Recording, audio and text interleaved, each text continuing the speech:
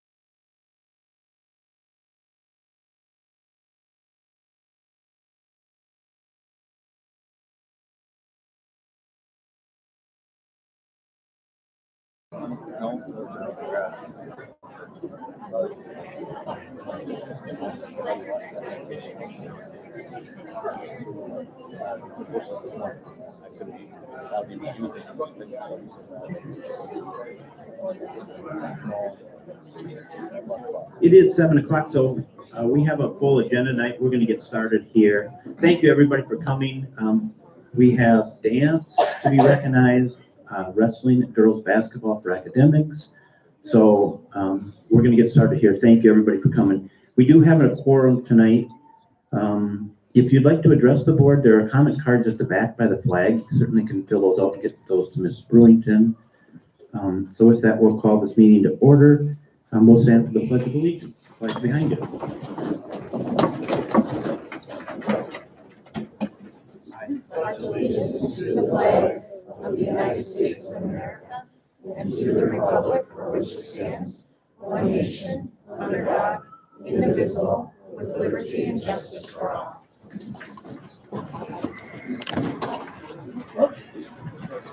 Do we have a motion to approve the agenda as presented? Thanks, Brandon, and a second. Second. Thanks, Angie. Any discussion on the agenda? Anything you'd like to move? Hearing none, all those in favor of approval of the agenda, say aye.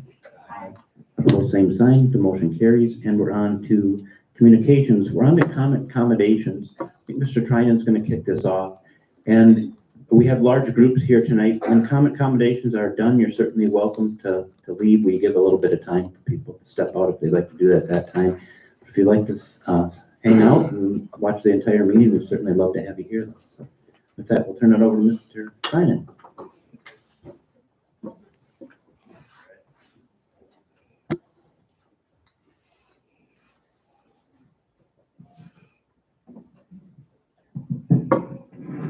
All right. Thank you. I'm Brock Trinan, Activities Director at Kasson-Mantorville, and pleased to have a few of our different groups come up here of our winter activities. The first one being our dance team. We were fortunate enough to host the section dance competition. Again, that's the fourth time since I stepped into the role of AD to be able to host that. And those that are parents in here of the dance families and part of the Booster Club, they know how much work is put into that. And so we're super thankful to be able to do that. And the teams that are in that section dance event, they beg us every year to come back and host it here. And so I'm gonna have to start taking some bribes, and maybe coaches are too, so we can continue to do it. But it's a lot of work, it's a lot of fun, and the girls obviously put a great performance out on the floor too. So what I'm gonna do first, they are getting an award for their academic prowess, academic all-state, and I'm gonna bring up Coach Abby Root.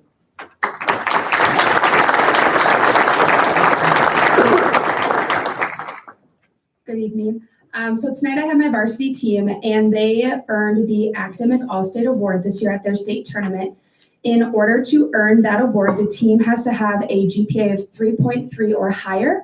I'm proud to say that our team this year had a cumulative GPA of 3.628, which is awesome considering all of the things they are involved in, both in and outside of the classroom. They can start walking this way now. They're kind of shy. Not only on top of that, seniors also have a chance to also earn an Academic All-State Award as their last year. And so this year we had 3 seniors earn that award. In order to earn that award as a senior, you have to have a 3.85 GPA or higher.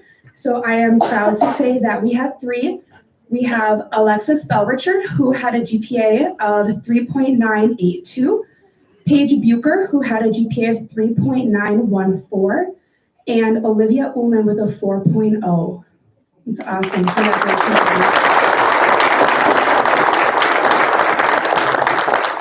So the rest of the team on our varsity roster, we have, I'm just going to read them because I don't think they're in order.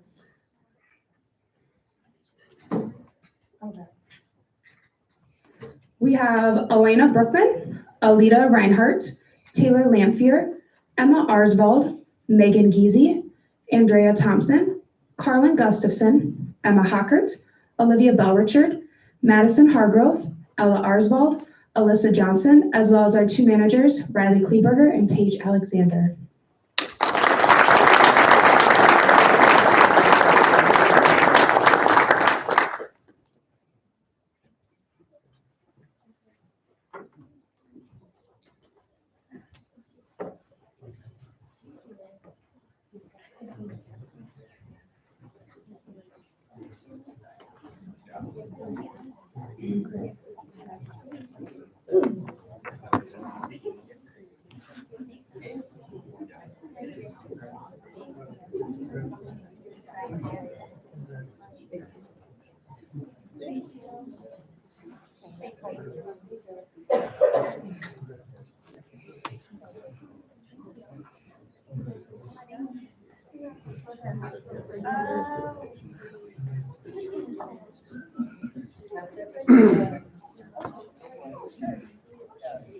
take that off.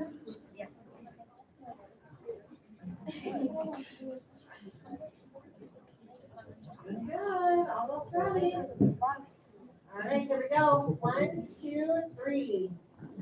Thank you.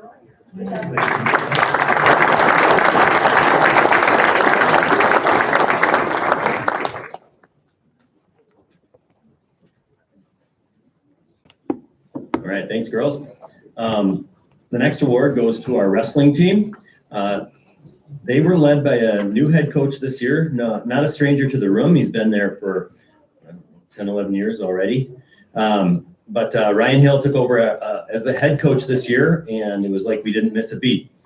He got some good tutelage from Coach Height. He was still in the room and a part of the process, but just want to say thanks to Ryan for all of his work, not only in the room, but organization-wise, and putting these guys on the right road to a lot of success. So this year, they also had an academic award. They were academic silver, but also were the Section 1AA team champions and also 4th place at the state tournament. So Coach Hill, come on down. Let's give him a hand first.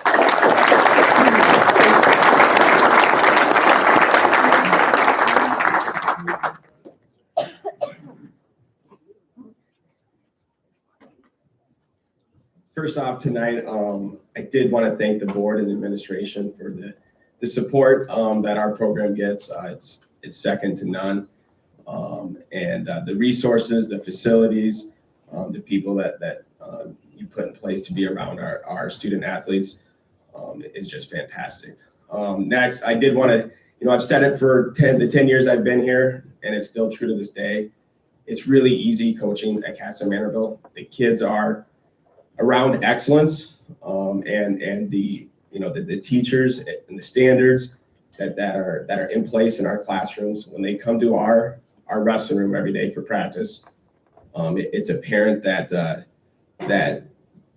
high quality performance is important, and that's something I appreciate, that we're not starting on square one first day of practice on what it means to be a comment and what it means to work really hard. So that's a kudos to our high school, middle school teachers, and I would be remiss. Every good wrestling program has a really good feeder program, and our pre-K, our elementary, all those guys that are coming up, like these guys in their blue sweatshirts tonight, they were all kindergartners, they were all first graders at one time, and you guys, K through 12, pre-K through 12 have a important role in our success, and I'm very appreciative of that.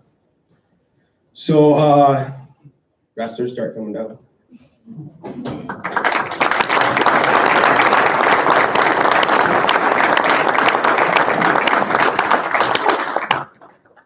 First off, we have Spencer Myers, state tournament team member. Owen Nelson, state tournament team member. Caden White, state tournament team member. Caleb White, state tournament team member. Heath Perry, section champion, state entrant, and was a member of the all-tournament team. Luke Swanson, section champion, 4th place in the state tournament. Jonah Coleman, state entrant. Kimani Bent, he was a member of our state tournament team. Parker Richards was a member of our state tournament team. Kaylin Anderson was a member of our state tournament team. Cole Glazier, section champion, all-tournament team member, and state champion. Aiden Frederick, what's that? Southeast Minnesota Wrestler of the Year, too. Gosh, the Frederick brothers, they're getting hard to tell now as they're getting back to summer weight here. I think that's Aiden Frederick, state tournament team member. Brock Vaughn, state tournament team member. Jacob Dutzman, state tournament team member. Eli Richardson with a fresh haircut there, section champion and a state entrant. Owen Frederick, state tournament team member. Joey Kennedy, section champion and state runner-up. Noah Sports, state tournament team member. Dominic Mann, section champion, state entrant. And if there's anyone behind Dom, I can't see you. That's everyone. Thanks, guys.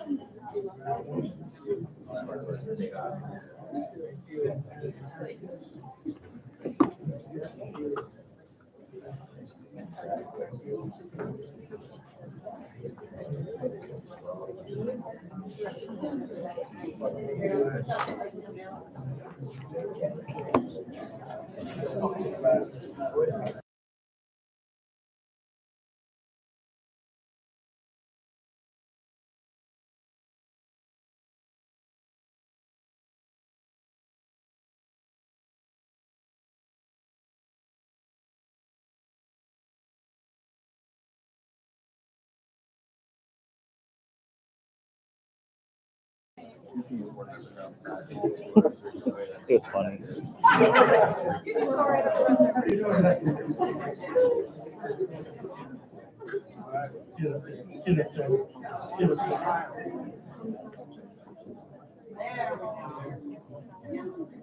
All right, everybody. 1, 2, 3.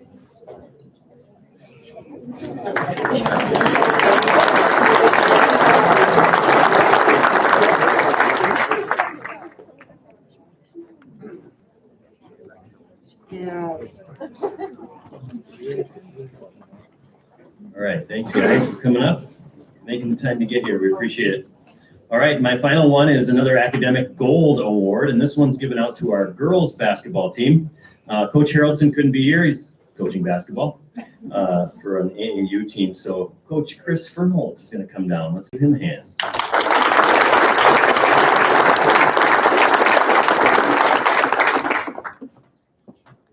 Coach Haroldson likes to cross the T's and dots the I's, so he wrote out a nice long poem for Mr. Haroldson.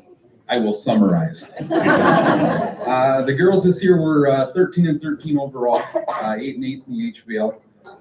Ended up playing against 13 ranked teams in the state, beating 2 of them in Austin and St. Peter. They're 17 letter winners, and they're starting to make their way down. 15 players, 2 managers. The team was academic all-state gold with a cumulative GPA of 3.76. and had 2 seniors that made academic all-state in Kenzie Tozier and Ella Babcock. The girls said they wanted to practice their public speaking, so I'll let them introduce themselves. And if they are a senior, what their plans are next year. This was unplanned. I'm Ella Babcock. I'm a senior, and my plans after high school, I'm attending Grand Canyon University.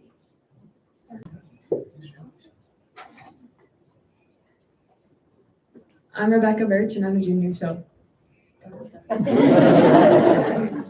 I'm Abby Schubert, and after high school, I'll be attending Xavier University and majoring in nursing. I'm Aubrey Dierks, and I'm a junior. I'm Mackenzie Carrier, and I'm a sophomore. I'm Casey Schwanke, and I'm a junior. I'm Madison Wood, and I'm a junior. I'm Delaney Out, and I'm a sophomore. I'm Ella Mathias, and I'm a junior. I'm Sydney Schubert, and I'm a junior.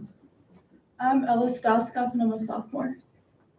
I'm Ava Pitzenberger, and I don't know.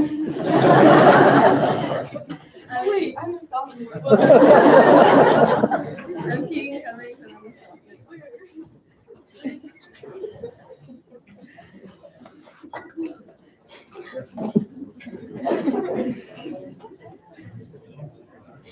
Let's give it a hand.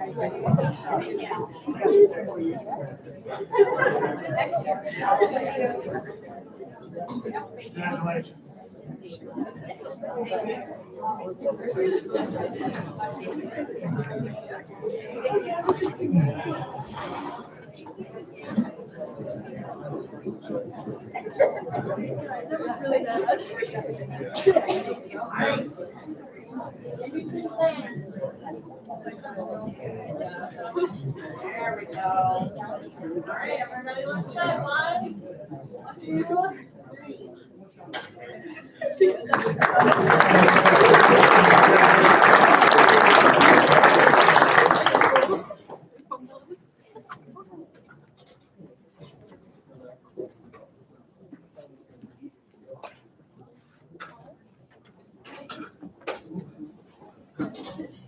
Good evening, everyone, and good evening, board. My name is Trent Langel. I'm very proud to be the high school principal at Kasson-Mantorville, and it is time to recognize the March Students of the Month.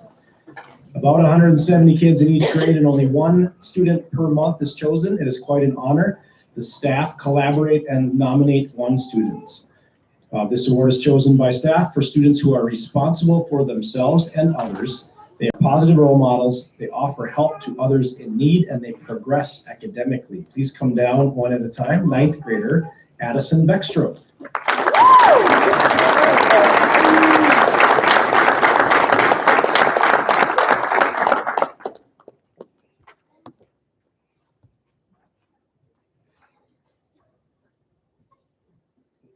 Sophomore, Brooks Irish.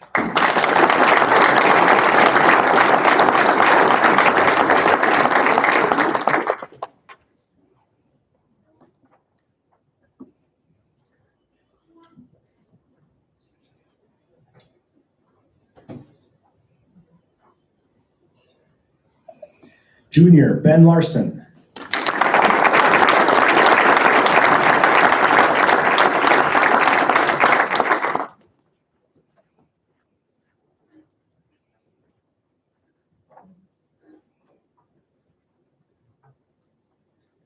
And senior, come on down as I read his biography, Caleb Prinz.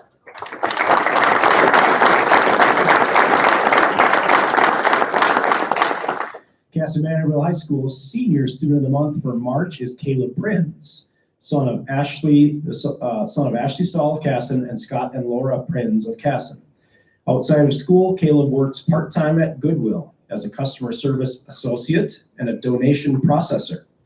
When he isn't working, Caleb enjoys hunting, fishing, and hiking, pretty much anything outdoors. Caleb also likes to work out. One philosophy that has helped him be successful in life and school is, you should live while you are alive and give others that same privilege. We shouldn't judge others for the choices they make because we all make bad decisions. Do what you want with your life as long as it makes you happy and causes no harm to others. After graduation, Caleb is enlisting in the United States Navy and hopes to train as a machinist mate on submarines. Caleb Prinz.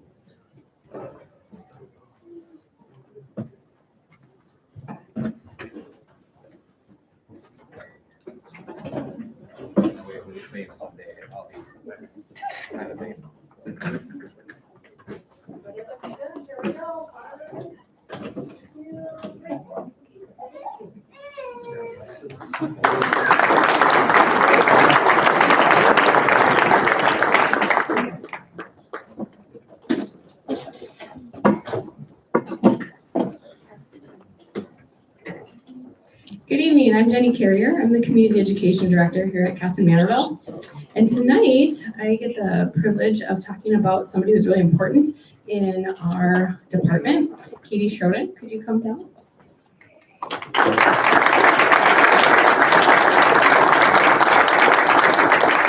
So I wrote down a lot, so I'm going to read it. But you may or may not know that community education is a statewide school-based network that really connects people and resources in the community and in the schools. And community education provides quality programs to learners of all ages. So that's like infants, toddlers, preschoolers, school age, adults, and even senior citizens. Because community education receives minimal supplemental funding, the majority of our funding comes from generating revenue. So a way we compensate for this and our funding needs has been through lots and lots of grant writing. Katie Schroden is our Performing Arts Center and Recreation Coordinator and has taken the process of grant writing to the next level. Not only does she seek out, research many types of grants with her learner talents, she also helps write them not only for our programs, but also for others in the district. In her 6 years here at KM, Katie's raised over $150,000 in grant funding stemming from a multitude of entities. Some of the things these grant funds have supported over the years includes health and fitness equipment, mental health initiatives, motivational speakers, performing arts entertainment, shows and bands, educational movie showings, training opportunities for staff and the community, curriculum, technology, first aid and CPR equipment, ice machines, staff wellness incentives, classroom furniture like bookshelves, cubbies, mats, cabinets, stools, and cots, indoor play equipment, positive behavior support implementation, early literacy books, program expansions, bike rodeos, 5Ks, academic support programs, imagination library, and most recently, $45,000 in grant funding to support our new early childhood inclusive playground additions. So it's pretty impressive.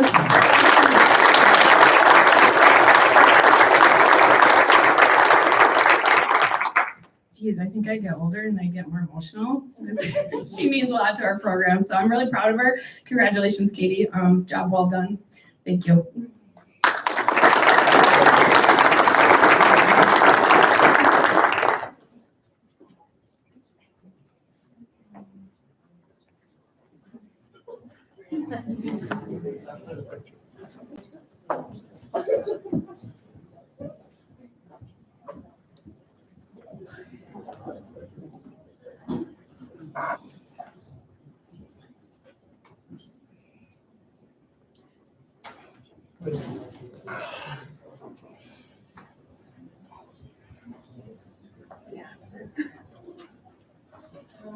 And 1, 2, 3.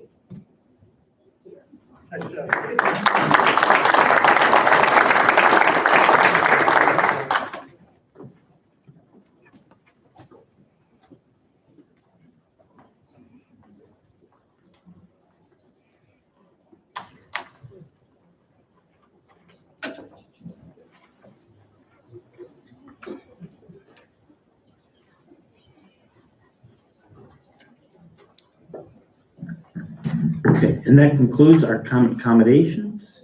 So we are on to 3.2, student school board rep report. Eric and Abby, thanks for joining us, guys. Appreciate it, especially on a nice night like tonight. The floor is yours. Hello, board members. It's great to see everyone. Here is our March board report. Sports update.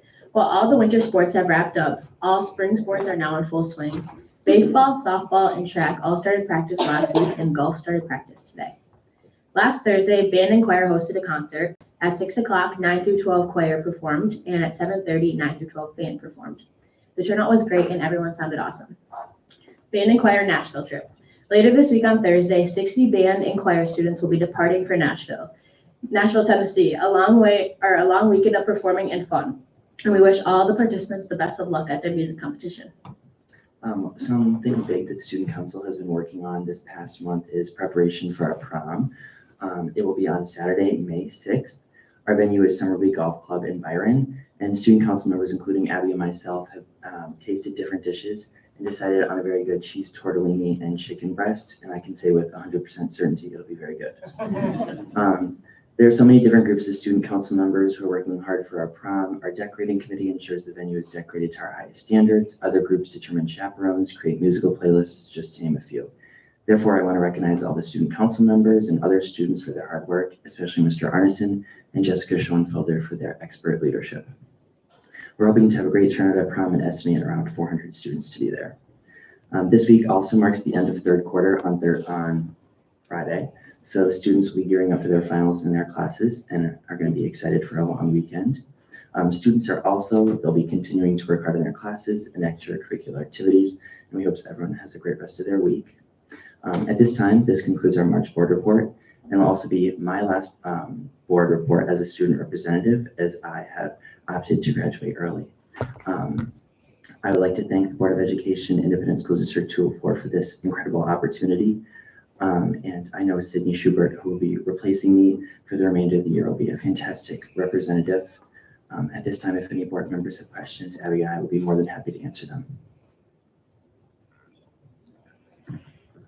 Questions for Abby or Eric? Just one, Eric. I'll start. What's the next chapter hold for you? A few things. So working, I'm currently enrolled in an EMT course in Lake City, so I'll be graduating as an EMT in May, pending I complete the examination and pass that. And then I'm off to Minneapolis to complete an associate's degree in nursing, and that'll just be the first step in my long step of education. So, thank you. Are either of you attending the post-prom celebration this year? Yes, I'm planning to as of now. Yeah, it should be really good. They showed us a video today in Bridge, just promoting it. So there's new food. I don't know how much it costs to get in, but food, games, simulators, and tons of prizes I heard too. So it should be good. Unfortunately, I've been scheduled at work that evening, so I will not be in attendance.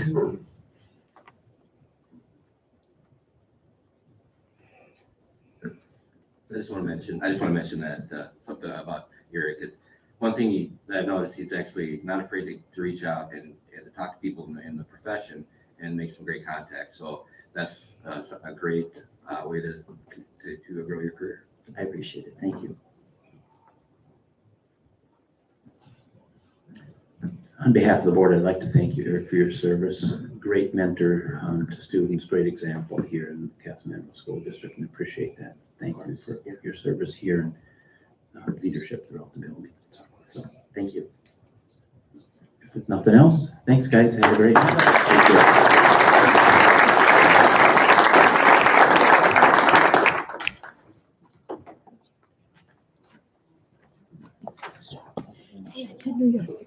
And we are on to 3.3, the high school PLC presentation. Thank you all for coming to the PLC tonight. Mr. Lang will probably kick us off. I'd like to thank the board for having our high school professional learning communities leadership team here tonight. I'm going to say less than ever. I think you've heard a lot from me this year. You've heard a lot from Mrs. Free. And I'm just most excited to have the leaders that are on the ground working with teachers. I always say this: being a leader of your colleagues presents unique challenges. You are tasked with motivating, with inspiring, with holding people accountable, and they're your peers. And that is a distinct challenge. And this crew has risen to that challenge all year. And the other thing I always remind professional learning community leaders is that your strength as an instructional leader with your peers is only as strong as your classroom performance day in and day out. Because if you're leading your peers, they oftentimes are aware of your level of performance in the classroom. And I stand before the board with a lot of pride in what this team brings in their classrooms every single day. So they're really going to just tell, we're going to kind of kick it to them, and they're going to tell you what they've been focusing on this year. But first, Courtney Free can say a few words. Our teaching and learning coordinator, who has been instrumental in academic progress, in monitoring the learning, and in introducing and kind of co-leading our intervention work in Bridge. So Courtney. Yeah, so this group has been amazing to work with. One of the highlights of the year for me was we did one-on-one conversations with all of these in one day with Bethany and our strengths. And it was really cool to get to see them individually talk about how their strengths play into their PLC. And one of the coolest things, I know a couple of them touch on it though, but every PLC has a different flavor, and that flavor is driven by these people up here. They really work to reflect their strengths, and I think they're a fantastic team. So Carlin, I'm gonna have you switch to the next one. So what we kind of put together for them is just some learning targets of what you're gonna kind of find out today, because we're all about learning targets in the high school. You're gonna meet their individual PLCs, what they've been doing, how they're helping ensure the mastery of the state standards. We really focused this year on that. And then what is their future goal for their PLC? What can we expect from them in the years to come? And then one other final question is, I just wanted to share with you a proud moment as a PLC leader this year, or something they're really proud of. So you should know that your students are in great hands with these leaders. All right, so my name is Eric Auerbach. I lead the math PLC. We also have Matt Frankie, Susan Itzty, Holly Omscheid, who's a new teacher this year, and Althea Root as well. So basically what we did is we looked at the standards strand by strand and looked where we were covering each strand. Were we double covering some? Were we not covering others? Were we doing justice to every strand? And with that, we got our strand report, which gives us a strand by strand. Did we meet, exceed, or not meet each of those standards? So we kind of analyzed our results with what we were teaching. Can we shift what we're teaching this topic in to maybe better teach it or double teach it so that the students are doing better? We also looked at incorporating more MCA style questions because they're written a lot different than the ACT, which has been our focus the last few years. So trying to incorporate the MCA style questions in reviews or in warm-up problems, or just give the kids more exposure so that they're hopefully going to be more willing to try them versus just click next question, click next question. So to try to get them more buy-in because they've had more exposure. Our future goal, the math standards are being currently rewritten during this school year. So next year we'll have an opportunity to analyze them for implementation the next year. So that means we're probably going to have to remap our courses to realign with the standards. Our proudest moment this year is to start the conversation about the environment of our MCA testing. If we want to seriously use our scores, we have to seriously treat it like it's a serious test. Having a separate standalone time for it, doing the prep work to prepare the kids, treat it like it's a serious test, and hopefully we'll get serious results from the kids. My name is Connie Enders, and I am the Language Arts PLC. We have Heather Welch, Rachel Warden, Bernie Bueller, and our newest member, Max Anderson, as part of our team. We have spent this year working at continuing to grow in our SAVIs. That's the new curriculum we received last year, and building on that. It's nice to see the 9th graders coming in this year with already a foundation on it, which is really a great stepping stone for us to build on. We are doing IXL interventions on Tuesdays and Wednesdays with the students to help them increase their reading scores, comprehension. IXL will help to target what they have, their weakest area, and help them build on that. Next year, we're going to add English 10 too. And so the 10th graders now, instead of just having 1/4 of English, will have 2 a full semester to help build on their skills as well. This year, we implemented Comet Seminar, and it's to focus to help students become career and life ready. And then I really focused on the vocabulary, and I have to do a little proud moment. I just did, it's the end of the quarter, and I just did my post-vocab test to see where they were at. And the growth was anywhere from 4 to 22 words. And so just to see that growth in the kids was really quite incredible. And then this last week and tomorrow, we are doing the MCA reviews, and each of us took a portion of it. I am doing author's purpose. Mr. Bueller did context clues. Mr. Anderson did informational text. Mrs. Warden did main idea. Mrs. Welsh did the figurative language and poetic devices. And then we had Mrs. Free and Mr. Langamo doing the test-taking strategies. So just talking to the kids about getting a good night's sleep and reading carefully and all those good kind of things. Our future goal for the PLC is obviously to keep growing with our curriculum. We're also working on those new classes for next year's 10-2, and just still growing with Common Seminar. This year was the first year we taught it, and so it's one of those things that you tried something and went, maybe not quite that, and so we're just working to grow on that. We're looking to replace IXL with a more current program that is more quicker at telling us data. So if they took the MCA test or the NWA test today, we would have that updated scores tomorrow, and they would be able to get in that information and be able to work on increasing their scores. And then we welcomed a new teammate, third quarters, that was Max Anderson, and hoping to maybe hold on to him because he's doing a really great job, but it sounds like he has family up north, so I'm not quite sure if we'll be able to hold on to him, but just welcoming a new teammate next year if we need to, and to just continue to grow in our strengths. Oh, and our proudest moments, of course, is just being able to take what we have and supporting each other through it, and utilizing our strengths to help us grow and become better teachers.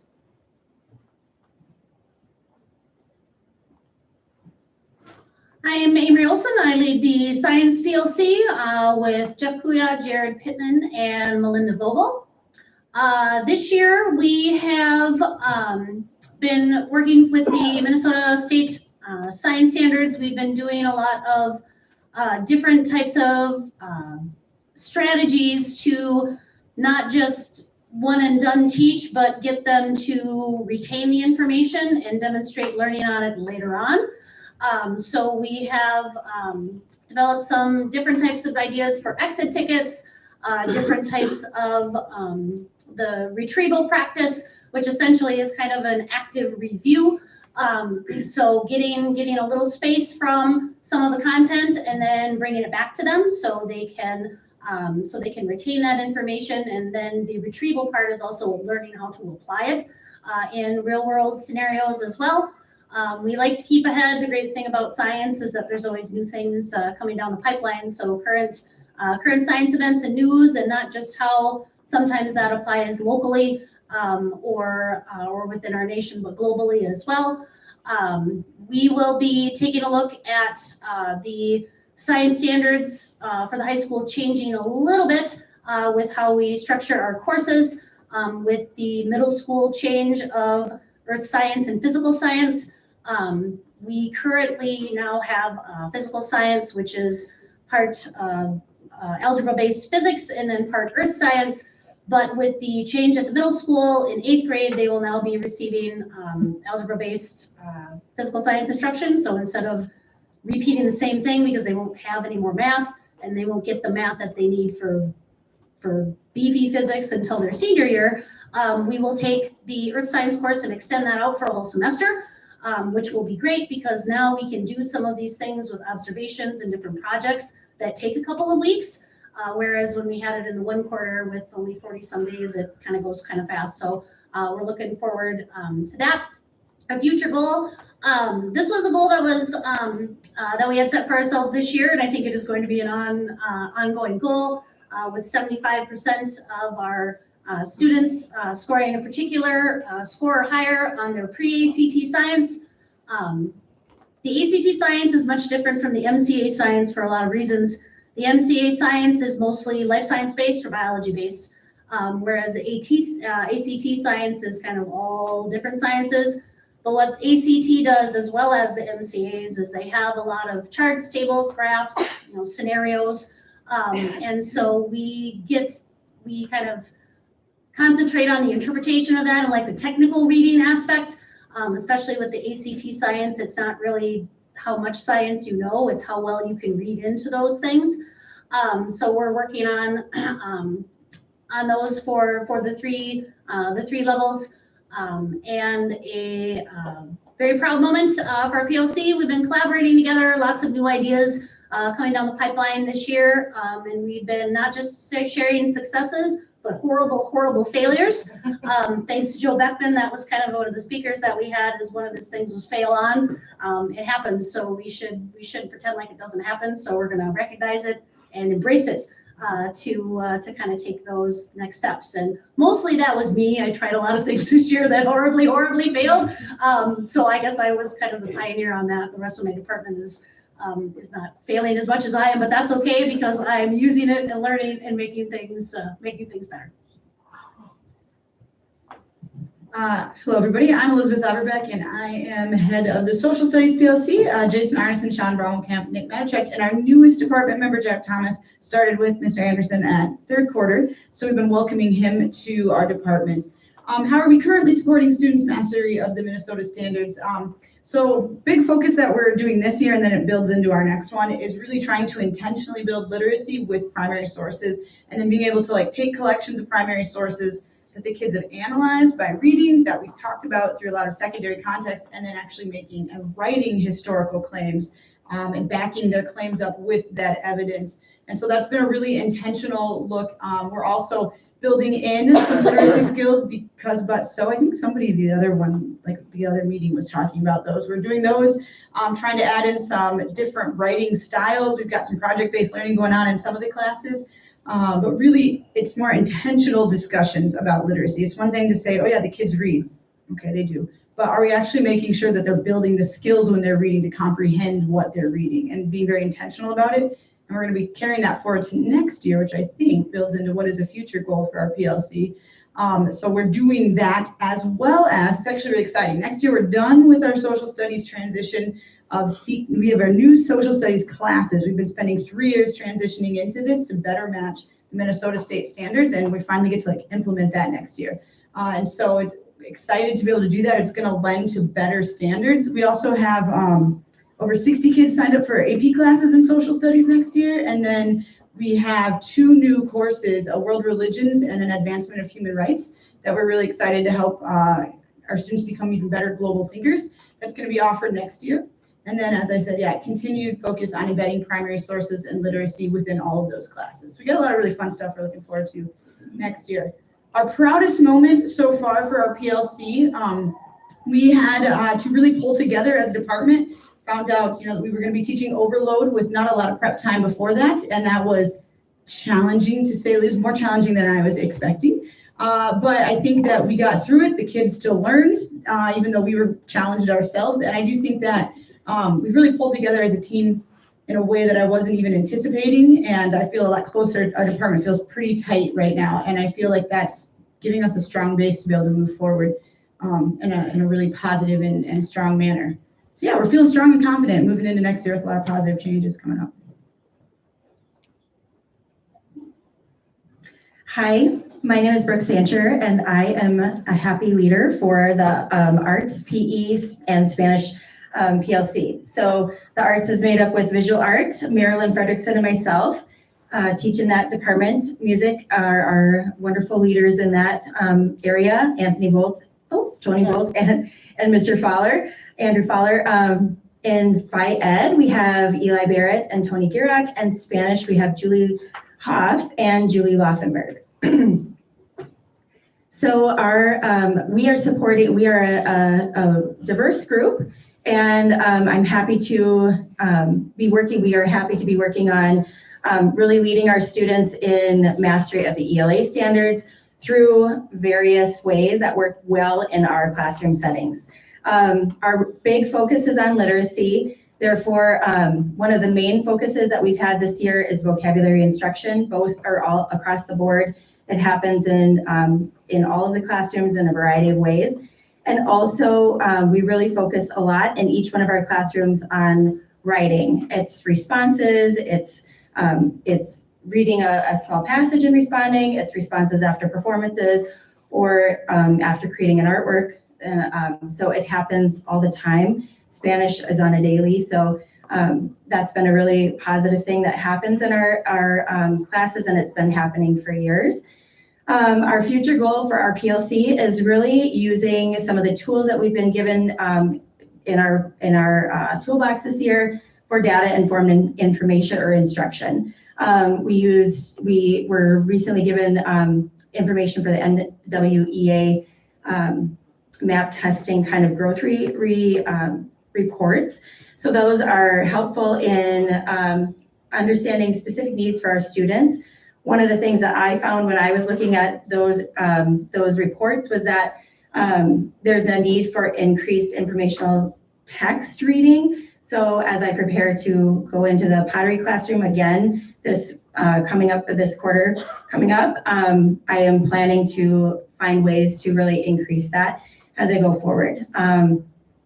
And then we will continue the vocabulary instruction. That's another thing that's a kind of a need that we've been hearing. So I'm happy to hear that Connie's class is seeing growth because it is happening in other places as well as in the ELA classrooms. And I guess our proudest moment so far is really having 2 new people added into our fold. Eli Barrett is our new FIA teacher, and Julie Laufenberg, who teaches both at the middle school and at the high school, have both been great members of our PLC. And my strengths are all in the relationship realm. So what I found when I had my meeting with Courtney and Bethany was maybe trying out some different things. So we've implemented since October something I'm calling a carousel of rooms. And we go each month to a different teacher's classroom and give them the floor for 10 minutes to just really explain something that they're learning, something they're working on with students, and see what their environment is since we are in such varied spaces. So that's been something that's been really has worked for me as a leader because it matches my strengths well. Hi, I'm Michelle Lindquist. I have the Career and Technical Education PLC. We are kind of a diverse popular group. Lori Pagel does agriculture, Chris Fernholtz business, Janet Kara-Bolt and myself, family consumer science, Aaron Davis, Chris Otterness, and Dave Kennedy do industrial tech, and Tommy Swanson does our technology classes. One of our goals, we really are focusing on literacy and that technical reading aspect in our classrooms that they might need when they go out into the workforce, as far as how do you read, how can you interpret that, what is it actually, gaining an understanding of what the directions actually mean and are telling them so that they're learning it, not just doing something. So we've worked really hard on that. We did pre and post vocabs in our classrooms, which has gone really well. And then our goal next year, we're hoping to take a different spin on things, focusing on redefining ready and those scorecards as far as implementing them into our classrooms, adding some certifications for our students, maybe working on advisory committees for our program approvals. We all get funding through Perkins and part of that is having our advisory meetings and making those connections with people in the career industries and so forth. So we're hoping to move to that direction and use some of that time next year. And I would say one of our proudest moments is we just work really good as a group. We support each other. And most important, we just kind of have fun when we get together. So we just are there to support and help each other. They have the best food. Yes, we do have food at our PLCs. Hey, I'm Nick Vocious. I help lead the Special Education PLC. Those are members up there. We're a 5 through 12 PLC, so it's Josh Torkelson, Ellie Persick, Lisa Swanson, then we have our middle school partners, Kelly Raymond, Jody Smith, Abby Root, and Courtney Wentz.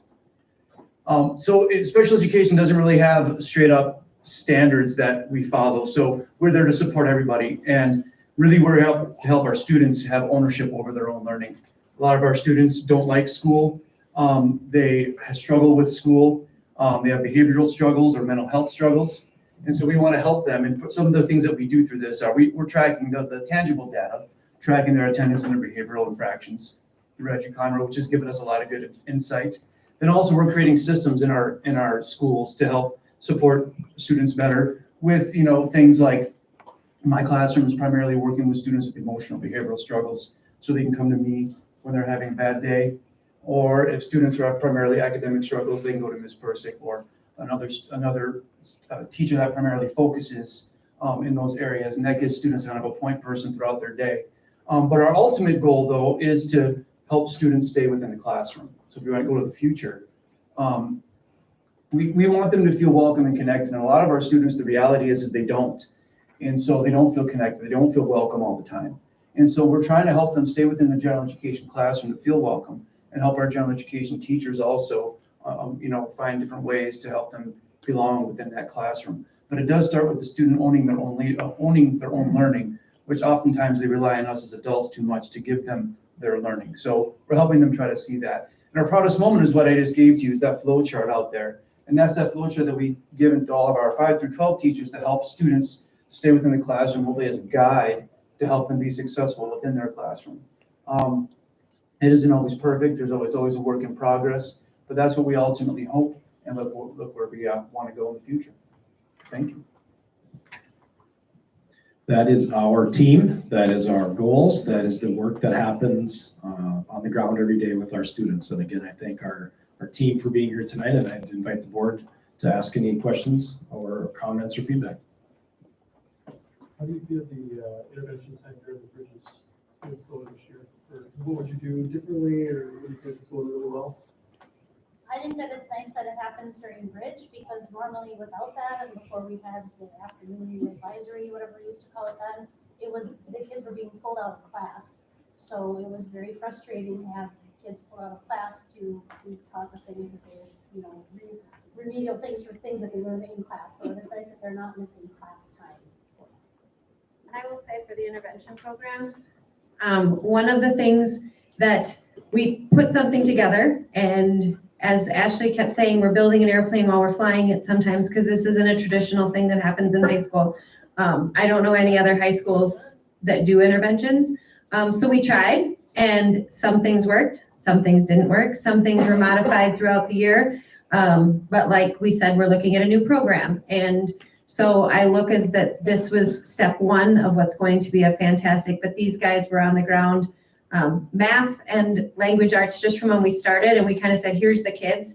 Now it's become conversations of who needs to be in, who needs to be out. So I'm sure you two have other aspects, but we will admit it's not as great as we want it to be, but it's going to be because we took the first step.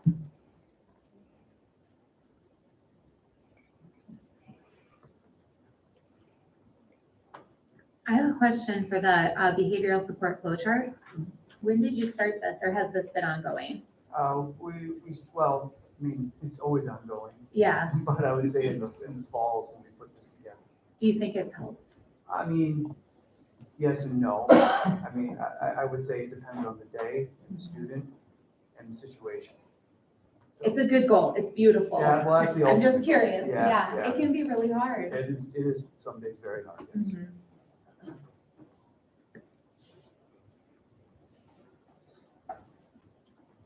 Other questions before I dive in? I have a number. So sorry, I was scratching things, and let's start with Eric. You talked about the review of each strand. Yes. So anything that surprised you as you looked through the strands?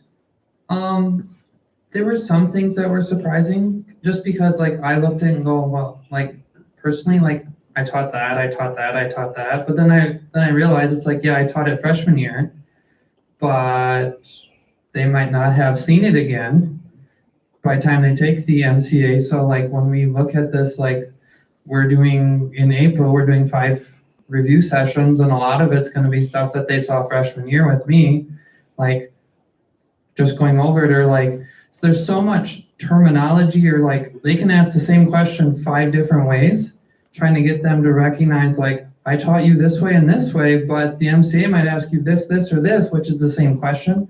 So just trying to get them to recognize that we can ask the same question many different ways. Thank you. And then you mentioned the changing standards. How much, do you have any perspective of how much those change on, when they do change that cycle? Is it significant? Well, our current standards were set in 2007, and then they had a review cycle in 2015, and they decided to keep the status quo, essentially saying we believe in our standards because they're stronger than Common Core, so they didn't want to do any conversion or anything like that. But now with recent changes in societal views, there's been a lot more changes in the standards and a lot more going down that road. like self-discovery, or like in the stats, having, doing their own surveys and stuff like that, and then analyzing the results, and that way they can see more of themselves in their data. Thank you. On to Ms. Enders. Comment seminar, can you talk a little bit about what that looks like? Just a little bit more. Sure. It's looked different every quarter, except for one thing. I have stayed strong on the vocabulary. I have not changed that. That is progressive. So they get 10 words a week throughout the quarter. And then the final test is on all the words they had all quarter. Those words match up with the pre-test and the post-test so that they're growing in that aspect. And that's why I'm seeing that growth. I also focus on research and learning how to cite sources correctly, both verbally and written. I also make them do speeches and learn that presentation aspect of life that everyone needs to be able to stand in front of people and speak. And I also have been doing some comprehension and that sort of thing. So that one, I don't think I'm going to stick with the reading next year. I think I'm going to move away from that and do something a little bit different in that.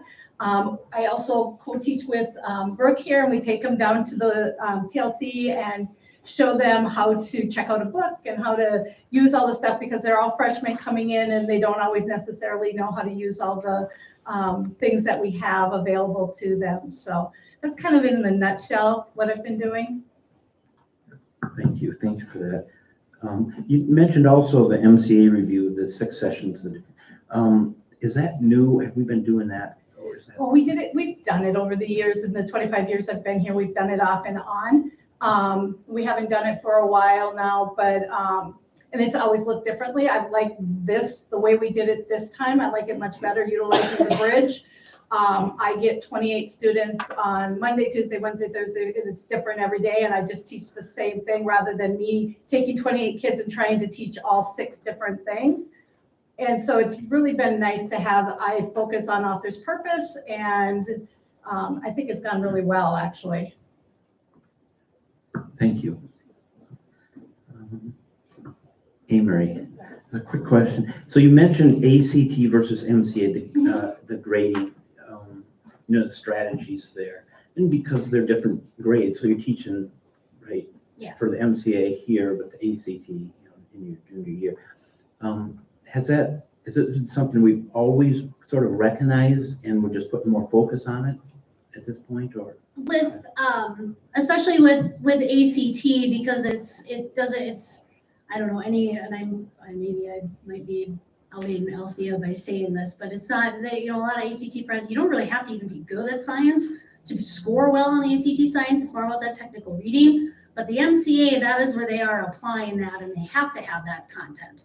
And they take that in 10th grade, so they'll be taking it this grade. The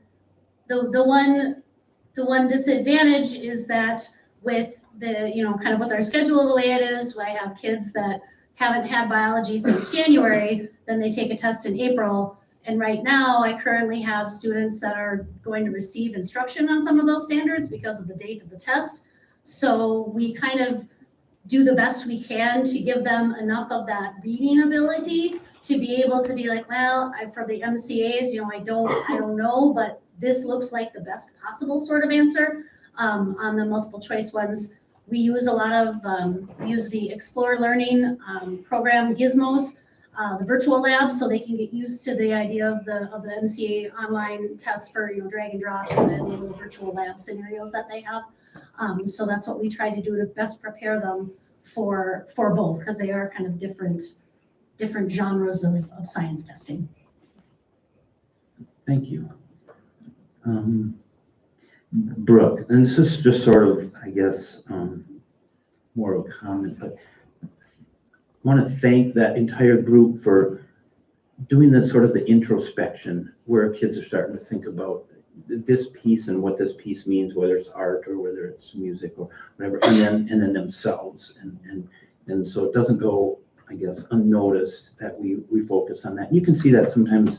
Maybe the best example is in a band concert that I was at the other night when Mr. Bolt was standing up there talking about this is why we did this piece, and this is what this sort of meant, and explaining that to kids. So just please thank the group for that. I will. Thank you very much. So I think it was Michelle with the, and I gotta go back to the chart here. All these areas that are critical for student success, and I was looking at agriculture, business, and my wife said she was very thankful that our youngest daughter took personal finance from Mr. Fernholz, because that she had wished all the kids had taken that, setting that basis for that. And I know that we're now doing that for everybody, but all these areas, when I looked at them, you know, from agriculture to family, consumer science, industrial tech, understanding, you know, getting your hands on things, right? All these things need. So again, I don't know that we don't talk about those areas maybe a lot, but it is appreciated when you guys do that. So. Thank you.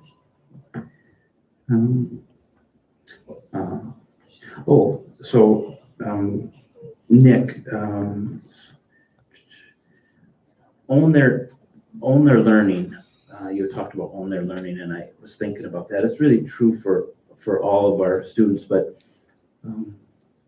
maybe especially for kids to be back in the classroom. We want them in the classroom, right? But they have to own their learning. They have to, you know, and the reason I bring that up is because behavior issues, right? In order to own their own learning, they have to take responsibility there and also not affect the rest of the class. I know how difficult that can be sometimes for staff that, you know, if they're not owning their learning. Do you know what I mean?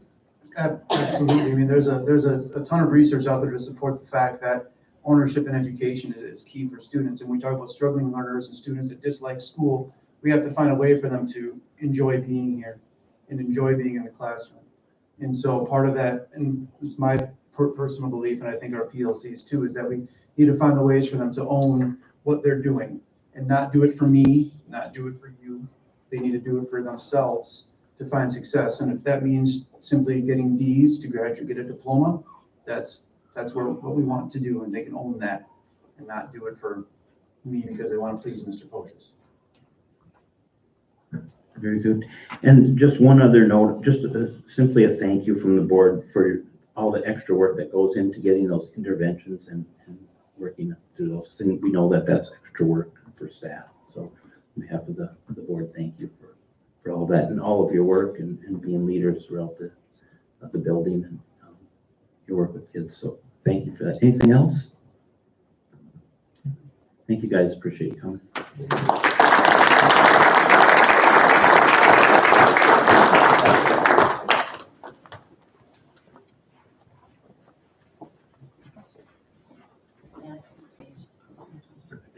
Okay, and we are on to 3.4, the resolution for acceptance of gifts. All right, we have an amazing and lengthy resolution for acceptance of gifts and grants tonight. And so we heard that word earlier, and we'll probably continue to talk about that as a board. But I, Angie Richards, introduced the following resolution to accept $134,698.07 and move for its adoption for the resolution for acceptance of gifts and grants. Whereas the Laura Jane Messer Fund has generously offered to donate a $25,000 grant to KM Community Education for inclusive playground equipment. Whereas Smith has generously offered to donate a $20,000 D grant to community education for inclusive playground equipment. Whereas the state of Minnesota has generously offered to donate a $3,357.20 grant for community education project beginnings. Whereas the state of Minnesota has generously offered to donate $7,607.60 grant for community education project kids. And on to our gifts. Whereas the Casey's General Store has generously offered to donate $109.20 to the elementary school student activity fund. Whereas You Need Therapy has generously offered to donate $250 to sponsor the community education 5K run walk stroll. Whereas Shields has generously offered to donate $750 to sponsor the Community Education 5K Run Walk Stroll. Whereas Team O'Malley Counselor Realty has generously offered to donate $250 to sponsor the Community Education 5K Run Walk Stroll. Whereas KM Telecom has generously offered to donate $200 to sponsor the Community Education Run Walk Stroll. Whereas Elmore Chiropractic has generously offered to donate $250 to sponsor the Community Education 5K Run Walk Stroll. Whereas KM Lions has generously offered to donate $500 to Community Education Imagination Library and $450 to Common Pantry. Whereas Zingla United Church of Christ has generously offered to donate $500 to Community Education Imagination Library. Whereas the KMES PTA has generously offered to donate $75.67 to the elementary student activities through Amazon Smiles.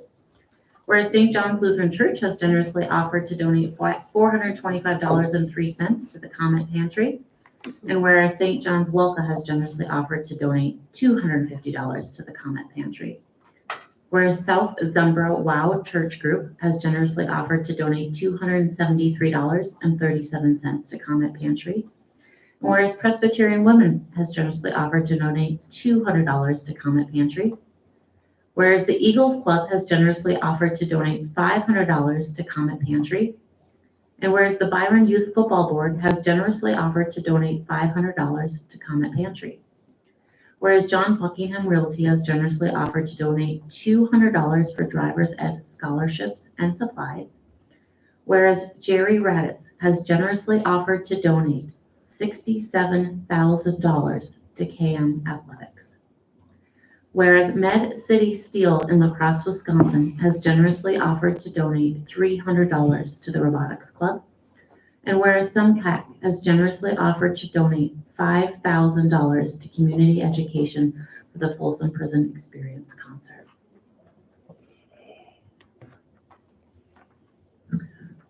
Thank you, Angie, for that motion. Do we have a second? I'll second. Thanks, Kate. Any discussion on that?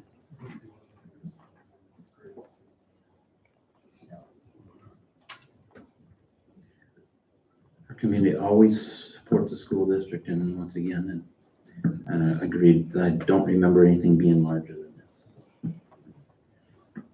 Okay, we have, yeah, that's great. Mr. Trinan, you want to talk a little bit about Jerry Raditz and that $67,000 contribution, donation? I have a funny story. I like to give a lot of credit because we're distantly related. We are, but it's very distant. So probably 2 years ago, he had met with Mark and I and asked about, he'd been a graduate of KM and he moved to Winona after he graduated from college and taught and coached baseball in Winona for many, many years. Then he was a baseball scout after that and travels around. He still helps scout basketball and baseball, but pretty much retired now. He was at our Winona basketball game. I talked to him down there.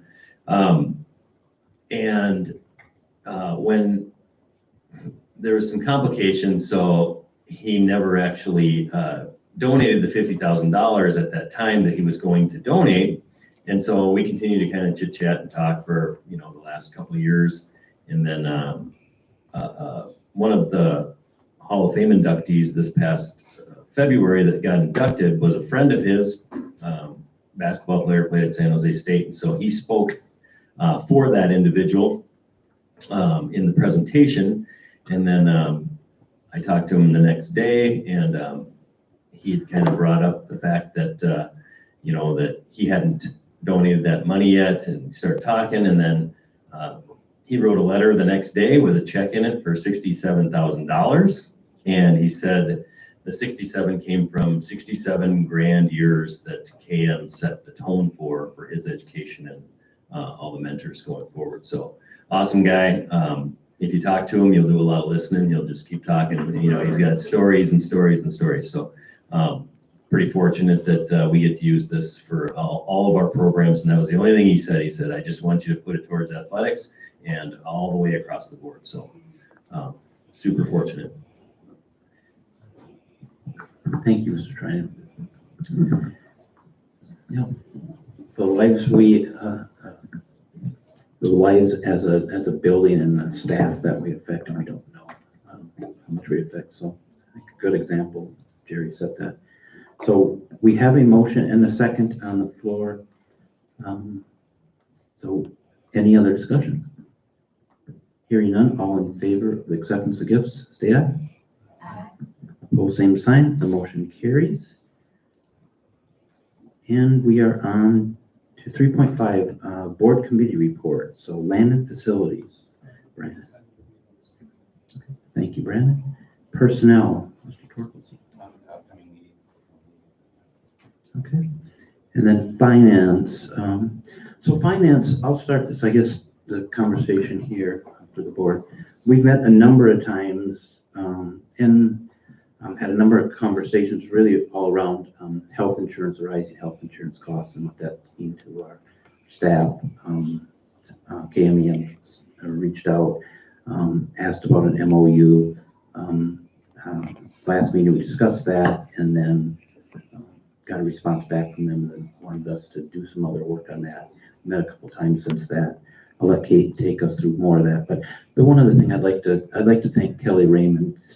Reached out to Superintendent Matuska and I, asked if he could get together and have a conversation around that. And it was an engaging conversation. I think there was Cantor involved and just appreciated that. So thank you, Kelly. So it was an impactful conversation. So with that, maybe Kate, if you will walk us through the meetings and Yeah, I'm happy to. Do we have anything to put up, Carlin?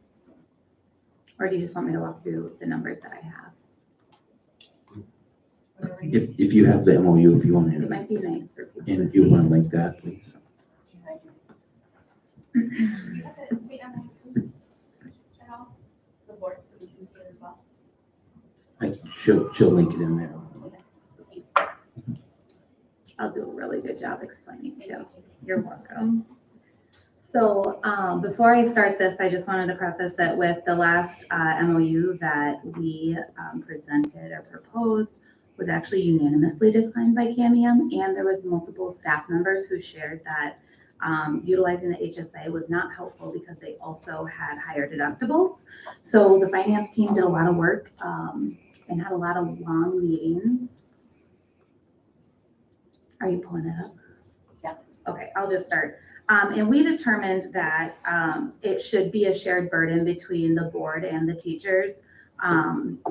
We calculated $82,400. We got that number by using the total premium increase for the teachers receiving healthcare from the months January to June. The money and that we think that we are recommending we use towards this premium increase is $26,000 from unspent district funds in the general fund due to a net decrease of 5 teachers that chose to drop insurance. So that was money already allocated in our budget towards insurance. Then board salaries. This year we decided to take no salary. So we have that money that was also available from the budget. And then $11,300 for just this year to not do the school perception survey. We also see a lot of value in remedying this problem at our level. Hopefully some other assistance or some kind of change comes from higher in the state in the legislative sessions they're having, but we are eager to offer an additional $3,000 a year to single and $2,400 a year to the family health insurance plans in an effort to retain current teachers and attract new teachers. Today we got to spend a little time up at the Capitol, and a resounding message was that teacher support is student support. And also there's workforce shortages, and it's our priority to take care of our educators and be competitive with our benefits. So something that we noticed when we were digging through details is that we were pretty behind, especially on the single coverage. So we are eager to remedy that.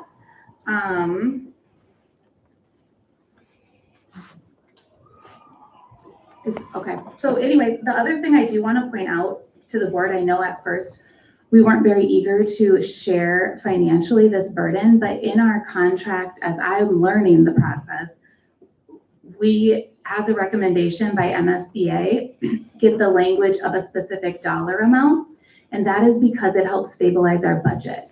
So generally, when the insurance plans increase, the individual feels that. Unfortunately, this year, that amount of an increase is not sustainable by any individual, and it would not be sustainable by our board either.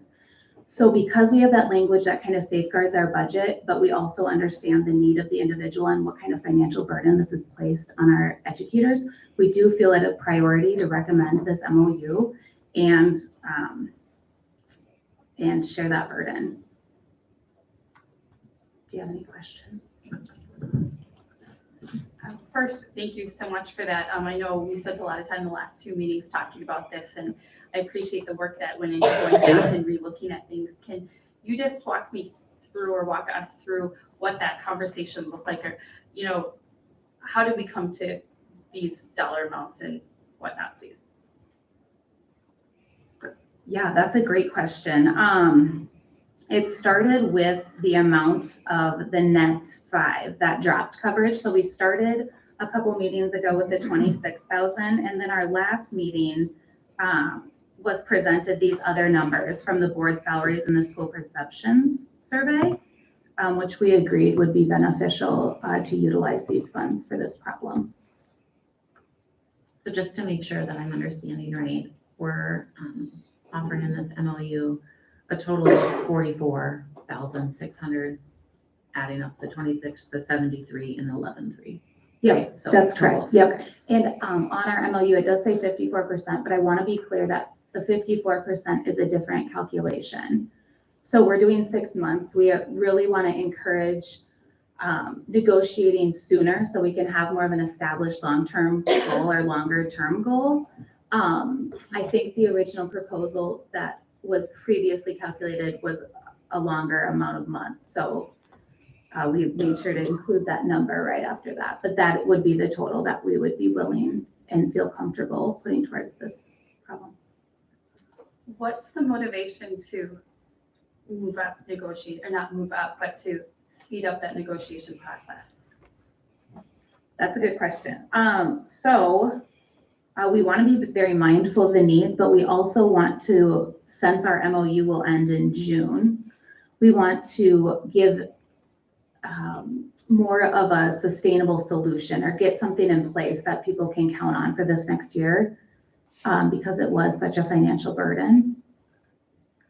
I think it's always very important to start, every 2-year period with a contract. I think that would be beneficial for, all teachers, and I think that'd be beneficial for board. I think to always start, ultimately that's the ultimate goal is to start the year with a contract in place.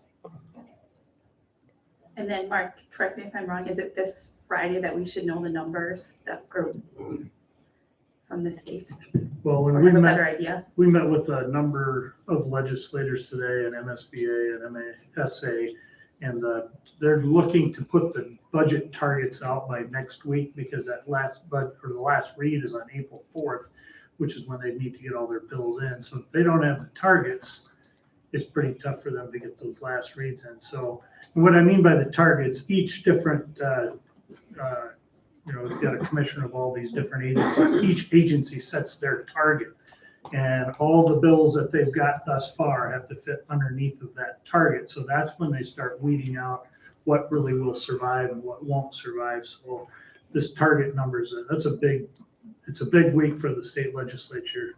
Originally last week, Wednesday, when we went up, Mark Torkelson and I, they mentioned that by Friday of this week, they wanted to have their targets. I don't know how they're going. One thing we heard today was with the fact that both the House and the Senate are both DFL, that they might produce joint targets. And by that, the committees in both the House and Senate, instead of having separate targets, which is usually what they do, they'd have a joint target. And if that that could cause them to delay it a little bit, but I think that would be advantageous in the end, because then both the House and Senate would have a common target before they get to conference committee on different bills. So that's the first I'd ever heard of that, but I thought that was kind of intriguing.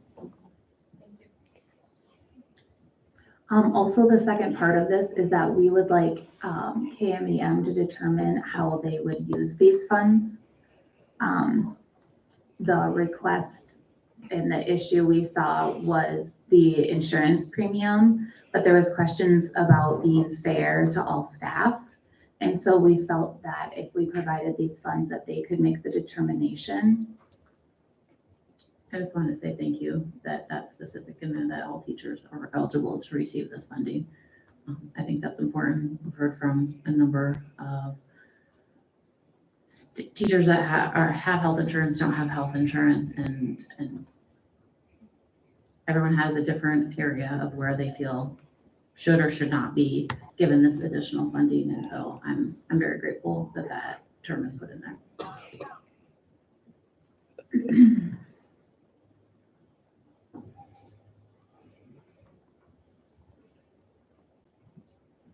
Yeah, so the rest basically just details that we're eager to start negotiations sooner.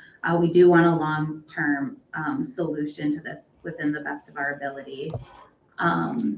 We do see it as a crisis. It's a national crisis.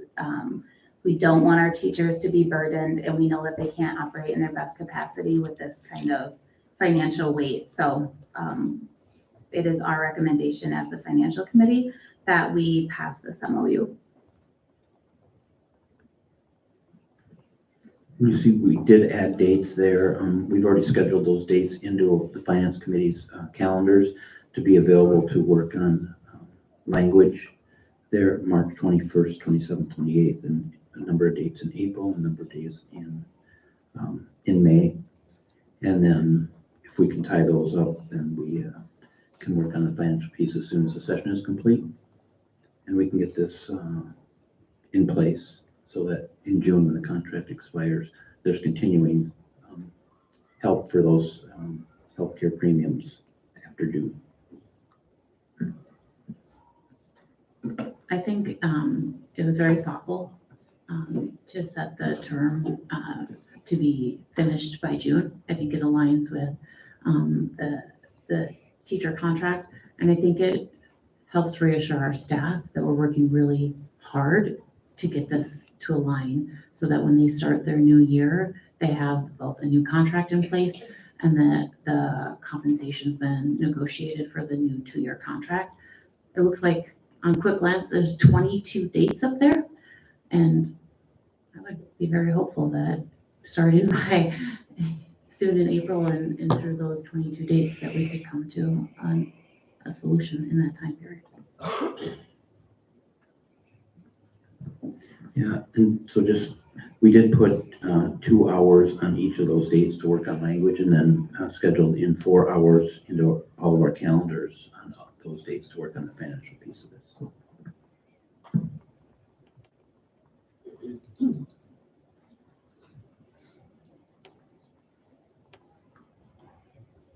Ken, I just want to thank your community. By far, at this time is the most involved committee that we have, and I know how much time it takes, so thank you.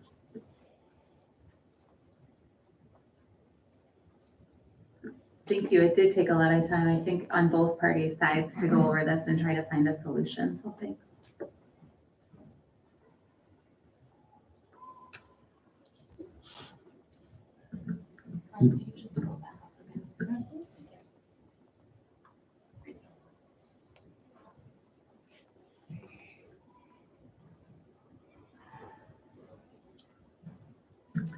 I guess a couple things to point out. The second bullet there, retro pay, if they make the determination to use that on healthcare benefits, then that would be tax-free. If it goes towards salary payments in a lump sum in June, that's taxable. And that's why that was separated out like that.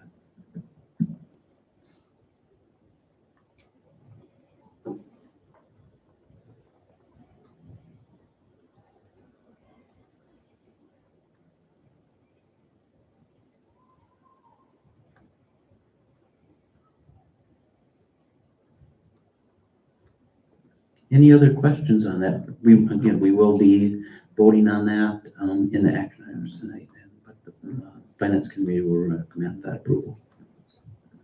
I did want to just mention one more comment that a few times at the previous board meeting, it was brought up about people who aren't teachers. And I actually emailed Bob, and there's only 10 other non-certified staff who do take insurance. So I think that this is a very feasible option to remain consistent for the board to offer that to them as well. So would those 10 staff members be included in that 44.6? No. So that'd be additional funding. Yep.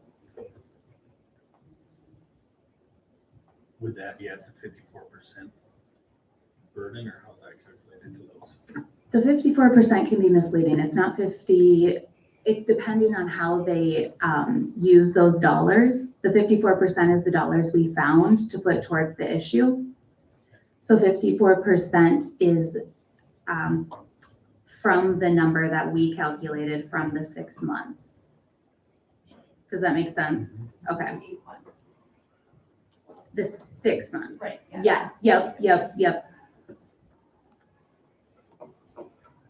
I appreciate you being considerate and taking the time to look into the 10 additional staff members, because I do, I would love for the finance committee to go back and see if you can work your magic again. I know this took a lot of work and effort, but I do think to be equitable, I think that would be the right thing to do.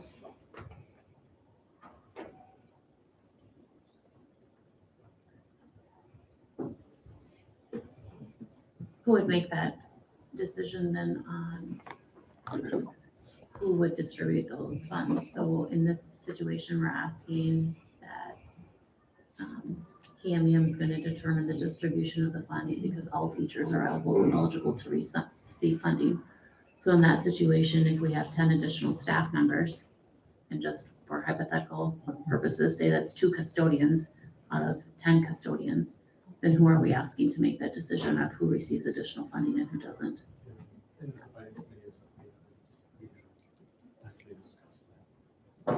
No, yeah, we haven't.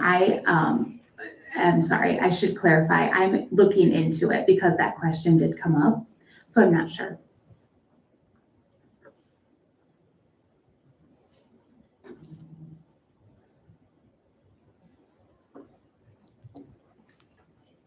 I want to echo Mark's comments to say thank you for the work that you're doing, and listening to some resources and having conversations. I think I was reminded of a comment that someone told me the other day is we can't get to yes without the how, and I think we were able to try to get to the how now so that we can get to that yes. So I think that's important.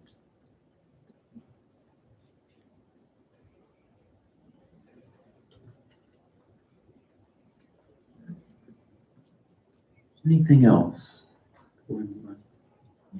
I did want to say though, the same motivation that would drive our response to this, I feel like would drive our response to the additional staff, even though we haven't worked out the details of who would be deciding that or what kind of precedent it would set. But overall, why we came to this recommendation, I feel like would hold true for consistency's sake. It might just be a matter of where that additional funding would come from. I mean, we outlined pretty specific areas that were being cut in order to be able to provide, or that funds they were budgeted for and currently unused. So we would have to look at other measures as to what's been unused.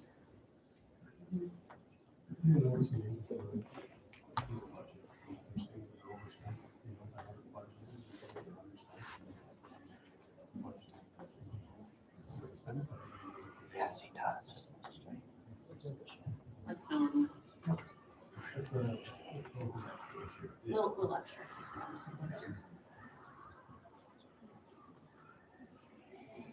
Yeah, the Finance Committee will have more conversation on any remaining funding or staff that we have to address. I don't think we've had any real discussion on that yet.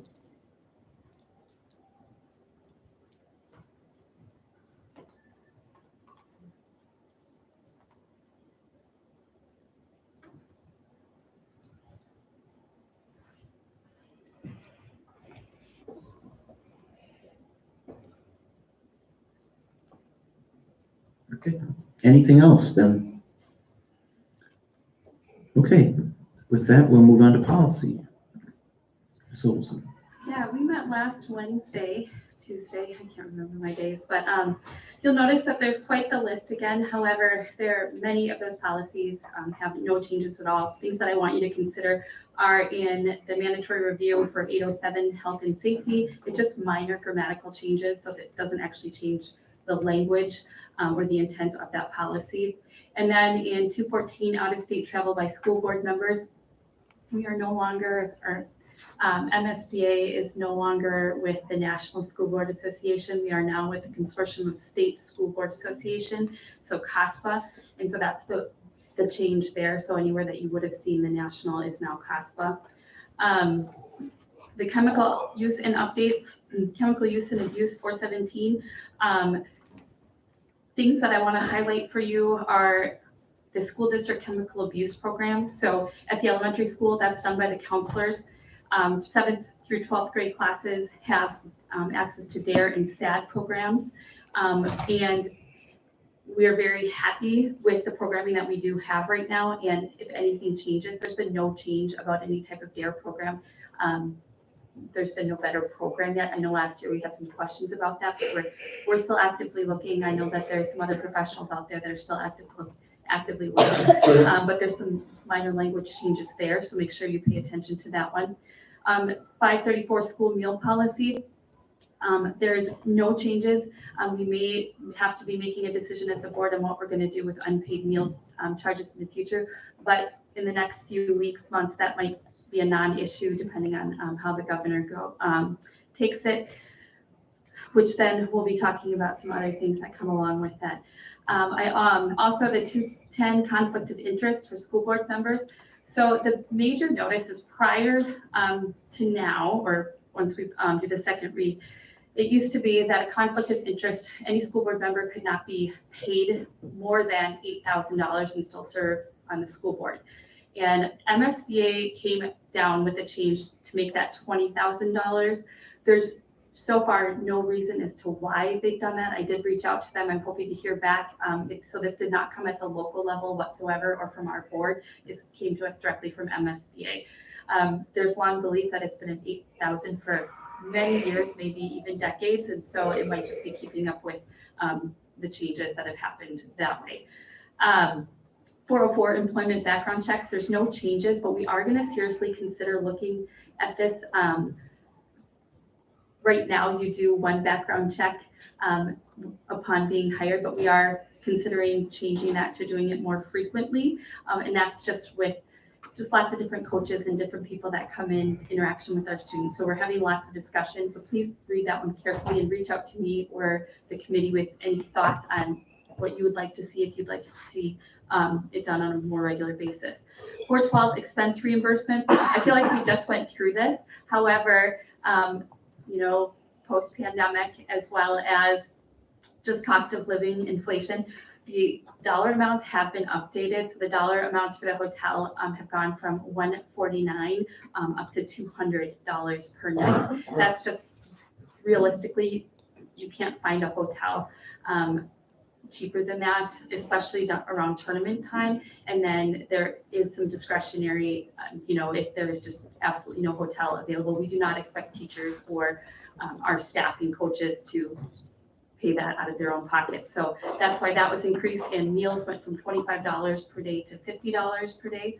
Then the next changes come down kind of at 610 field trips. We are adding language in there just to make it clear that we expect when students are traveling and in hotel rooms that it's 4 students per room, because we did have to increase that dollar amount. We just want to make sure that that's done when appropriate. And we are considering language where we would hope that staff would share rooms as appropriate, just being mindful of our budget and what we're doing. We don't have any current language that we'll be putting into those, but it's something that we are considering and talking about before the next read. So that's all I have. We will be getting the 504, the dress code, and looking at that more clearly with Mr. Langamo in the near future. So. Thank you, Amy. Any questions for Amy on that? Okay. Then we're on to student activities. Ms. Richards. Anything for us? Okay. And Zed. Ms. Olson. Back to me, we met last Thursday evening. I do want to share that Zen lost an amazing employee in Pam Ludwig. She succumbed to cancer a few weeks ago. She was diagnosed in December and it went pretty quickly. She was a para with many of the students. And so I did send a card, a sympathy card on the board's behalf. And Patrick and the staff, they have all the people in place to help their students and to help the other staff members through this time. Other things, we had a full finance report. And I just wanted to reiterate, as we are always talking about fund balances, and that the ZED fund balance is at 15%, or it's actually right now just currently a little bit under 15%. And the reason why it's a lot higher than most districts is because ZED cannot go in the red. So they cannot take out loans if they weren't able to pay their bills. And in the event that anything like that were to happen, it would be billed to us, the districts. And so that is why we strive to maintain a higher fund balance at that level. We are looking really good. Everything's been paid on the construction project. So that big account has been closed off. Minor things are coming in now, but the funds have all been transferred over to where they need to be. And we are still looking fairly well because we had the sale of the building in Byron. And so we're doing pretty good right now at ZED. What I did know for enrollment is they have 39 KM students that are currently enrolled at ZED and 18 in the credit recovery program. 13 in the setting 4, which is the Futures and Choices program that they have there. Anybody have any questions on anything else? I will be getting the presentation that has exactly how the funds break down, the 30% federal, 35% state, and 35% local. So I will share that with Kent to send out to all of you so you can get a better idea of where the funding comes from.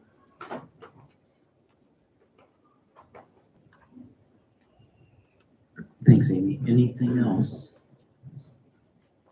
Okay, then community education. Anything for this? Yeah, we had a little bit of a sneak peek when Katie received her comment coin tonight.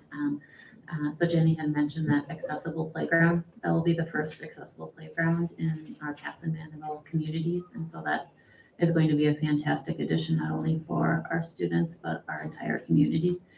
The goal is hopefully to break ground yet this year if everything comes in on time.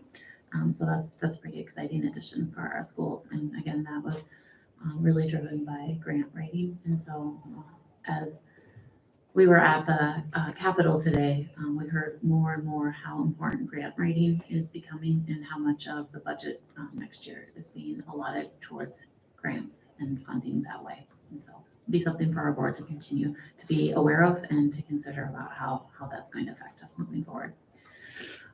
As far as other things for community ed, there's 406 children registered for the Dolly Parton Imagination Library, and I believe we have 33 that have already aged out and completed that. So that's an amazing initiative for our youngest readers and the focus on literacy right from the start.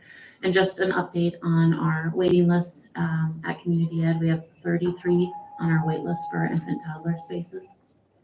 We have 7 in our preschool and 11 on our wait list for our summer programming. So while we continue to expand community education programming, our needs from the community continue to increase as well for those needs. Any questions for community ed?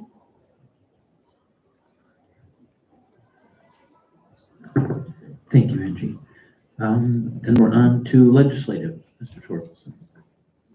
Yes, got a lot of notes. Last Wednesday, Mark and I invited a community member, Mike Marty, to go along with us up to the Capitol and visit with some senators and representatives. And then also on Friday, I had a Zoom meeting with C. So currently, the governor's at a 4-2 budget increase. Most of the committees, and like Mark mentioned, the committees in the other areas, they want 5 and 5. I'm talking to Brad Lindahl, which is the guru of what's going on. He's thinking 4 and 4. So that's his prediction, but we won't know exactly. Some of our concerns that we voiced to some of the senators and representatives are some of these proposed mandates. Somebody coined the phrase that said that the laws of finance are not being understood up there. So, but some of the proposed mandates, actually, I talked to the Owatonna superintendent, and he had some figures.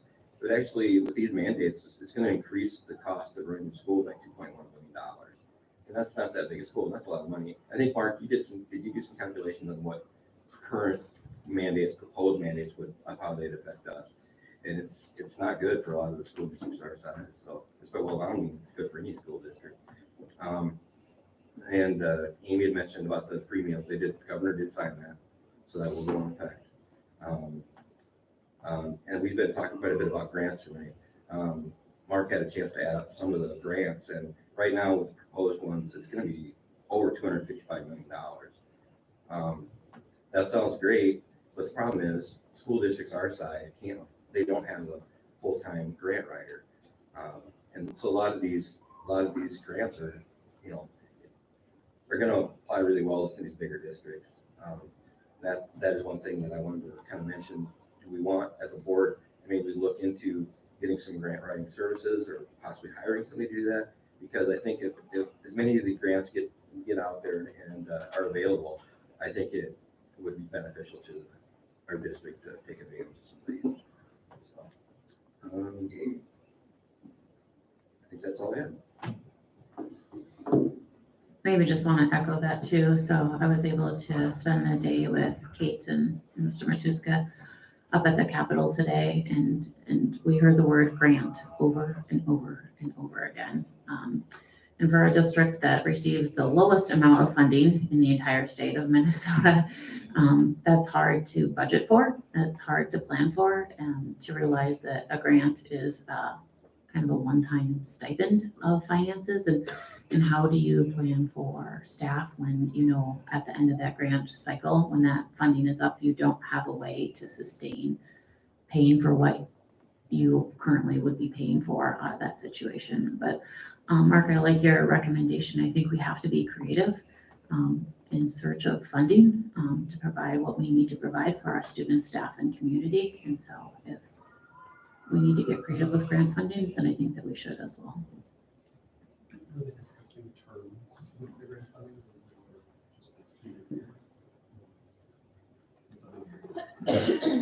As we know, a lot of the money that's at the state level right now is one-time money.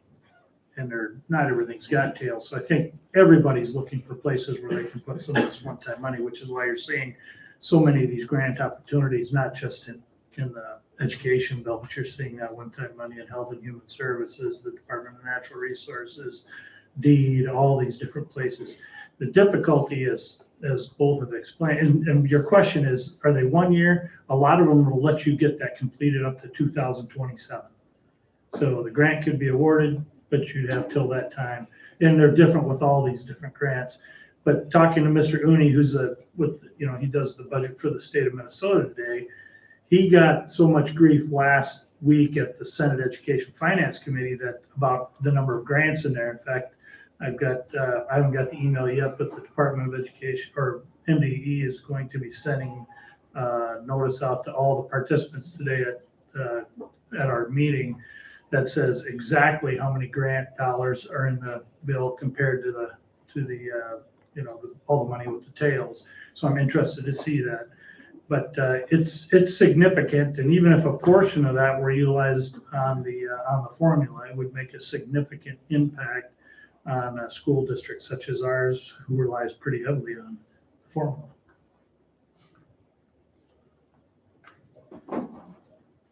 Was there an indication that the volume of grants would justify a full-time job in that, or would we be looking more at service? I think once again, we wait and see what happens with the targets, because they might have to tone down a lot of their bill anyway. I don't know, but we should know hopefully by the 10th of April what kind of grant dollars are going to be in there, and then it all, I think I said this even last month, it's all going to be boiling down to conference committee and what this omnibus bill looks like and whether or not it's policy and finance in the same bill. And then whoever's on that conference committee and whatever gets put in the bill, you know, in the last hours is gonna make a pretty big impact. And some of that could be really good for our school district. And some of that could be some of the mandates that could really hurt some schools too and actually cost us some dollars in the long run. One example is we already offer personal finance and mandated. A lot of school districts don't. I think there's 21 different courses out there, and the Senate Finance Committee chair today said, everybody comes in, they said, I think we should have a civics course and mandatory in high school. He said, well, how can you fight that?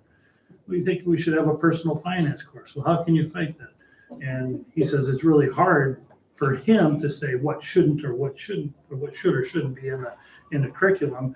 And then the CTE folks get up and say, but what about our courses? How, if we get all these mandated courses, who's going to be taking all these other courses? So they've got to understand that every time they make a decision, there's an alternate, there's a consequence to that decision. I think they're starting to really take a look at that and realize that. I know Masbo put together a study and a little search, and Bob filled it out. And I think for 100 and probably 150 of the 200 or 328 public school districts in the state that filled it out. And it talks about how much revenue each school district would get with SPED cross subsidy, what they get with the formula dollars at either 4 and 2, 4 and 4, 5 and 5. And then they put all the policy or the unfunded mandates on the other side. So I'm interested to see. I thought that would be out last week, and it's not. But when that comes out, I think that'll be a good tool for the legislators to say, yeah, we may be giving an awful lot of money, but we better back off on some of these mandates. Otherwise, school districts aren't going to see the increases that we would hopefully get. Because if you take a look at inflation and what's happened with the dollars that have come to school districts over the past even 10 years, we're way behind. And our teacher salaries are falling way behind where they should be because we're not getting that adequate funding at the state. So this, if there's any year they could make this happen, this would be the year to make it happen. I think in addition to that funding, we had an opportunity to meet one-on-one with both Senator Nelson and Dwayne Quam today. And not only did we talk about the importance of the 5 and 5, but we also talked about the importance of a long-term fix for health insurance. So we had those conversations to explain what was happening in our district and start to think creatively, even to the point where Dwayne Quam said, well, if we need to write new laws, we'll write new laws. And so it was just nice to hear that we're really actively listening and trying to come up with long-term solutions, because Kasson-Mantorville is not the only district that's facing this, right? Across the state for certain. And so how can we be at the forefront of those conversations with people that can create change for us and for our staff?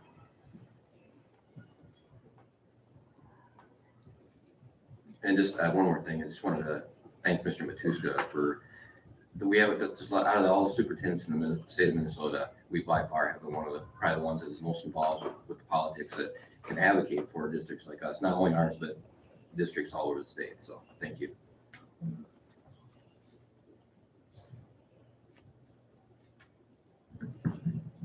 Anything else for legislative?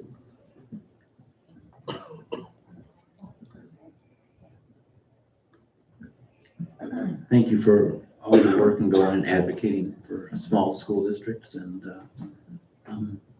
let them know that we are here. It's not just those metropolitan schools. We need some equity. Okay, anything else before we move on then? Okay, then we'll go on to administrative board reports. Administrator reports.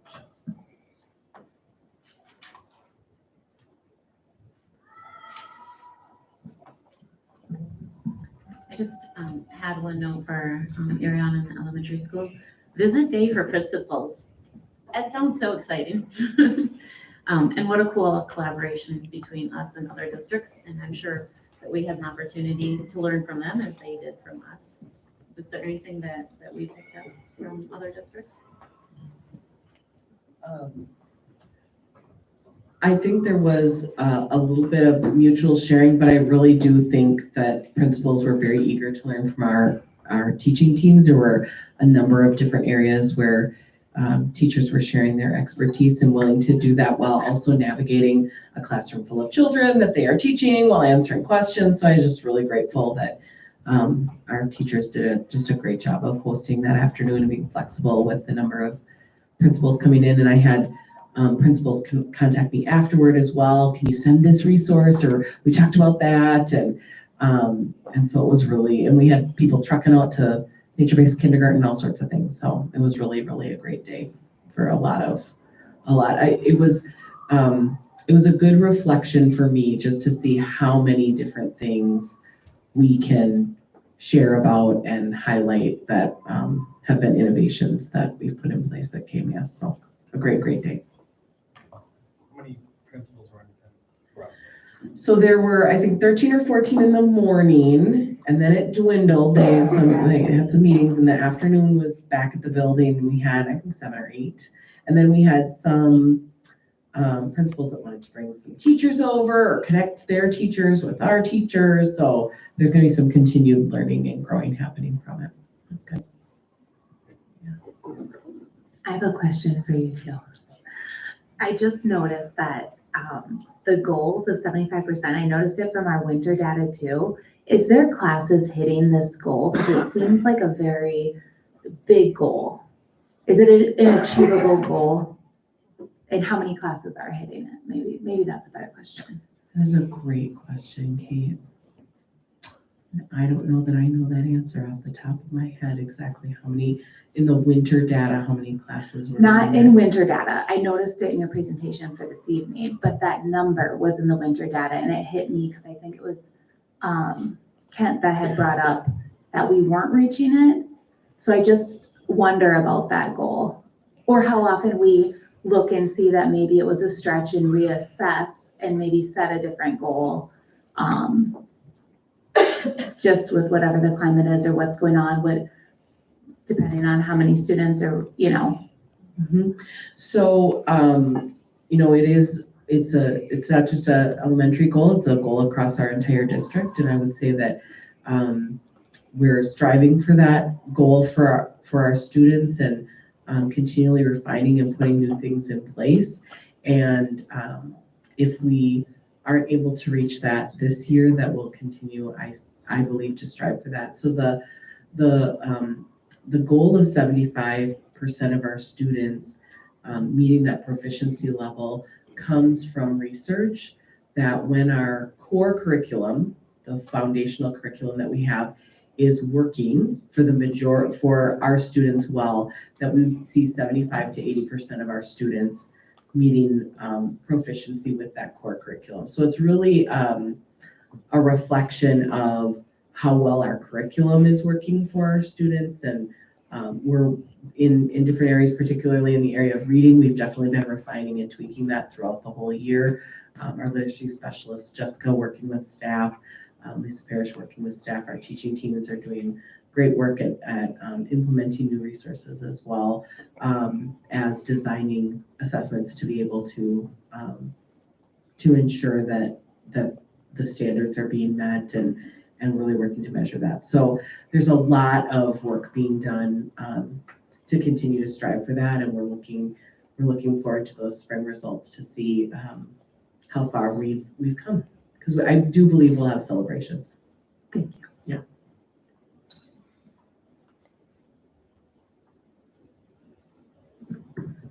I have just a couple.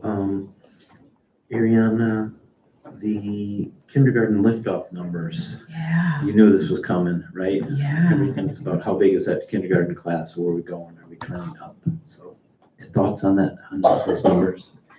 Yeah, I actually have been working. We've tracked our kindergarten enrollment numbers by month for since 2015. So we have a really strong track of what our enrollment looks like month by month, and then what that trajectory looks like moving forward. And so our liftoff number was 115 kindergartners, And we anticipate that is around the 80-ish or 84% of what we will see in our end projection. That's our anticipation. So Bob took a look at those historical numbers and did some percentage work, and I go a little bit deeper, but I also have a meeting with our K team to also talk about this tomorrow. So we're going to be talking tomorrow at the kindergarten team level as well about what those numbers look like. But we're looking like we can sustain right now with our current kind of enrollment projection and be fairly steady, but we're definitely not on a growing trend. And I'm not sure what that'll look like kind of coming out of COVID, if we'll see maybe a dip in population overall. So kind of watching for those trends. We need more single family homes here and people coming to the community. Yep. Mr. Larson, can you talk a little bit about the academic triathlon? Something that's come back. Thank you. Absolutely. Academic triathlon is back after a 2-year hiatus from COVID. Mrs. Thornburg and Mrs. Scala do a wonderful job of engaging students. There's 3 separate types of activities that students do. Party in a box. Literally, you get a box and you make a skit out of it. There's mind spritz, there's face off, and so there's a lot of different knowledge bowl type things, a lot of different thinking, creative thinking, analytical thinking, and so our students do a great job. We had 6 teams, I believe, this year, and excited to see this continue to grow. I know before COVID, we had a lot of Zen districts that were involved. Now with it 2 years out, definitely working on rebuilding that back up. So excited to see our students participate, and very fortunate to have 2 wonderful teachers lead our students in AT. And I know pre-pandemic, we were thriving there, and we had even in Southeast Minnesota, there were a lot of teams participating. Absolutely. We're excited to see that grow. Yeah, it's great to have back.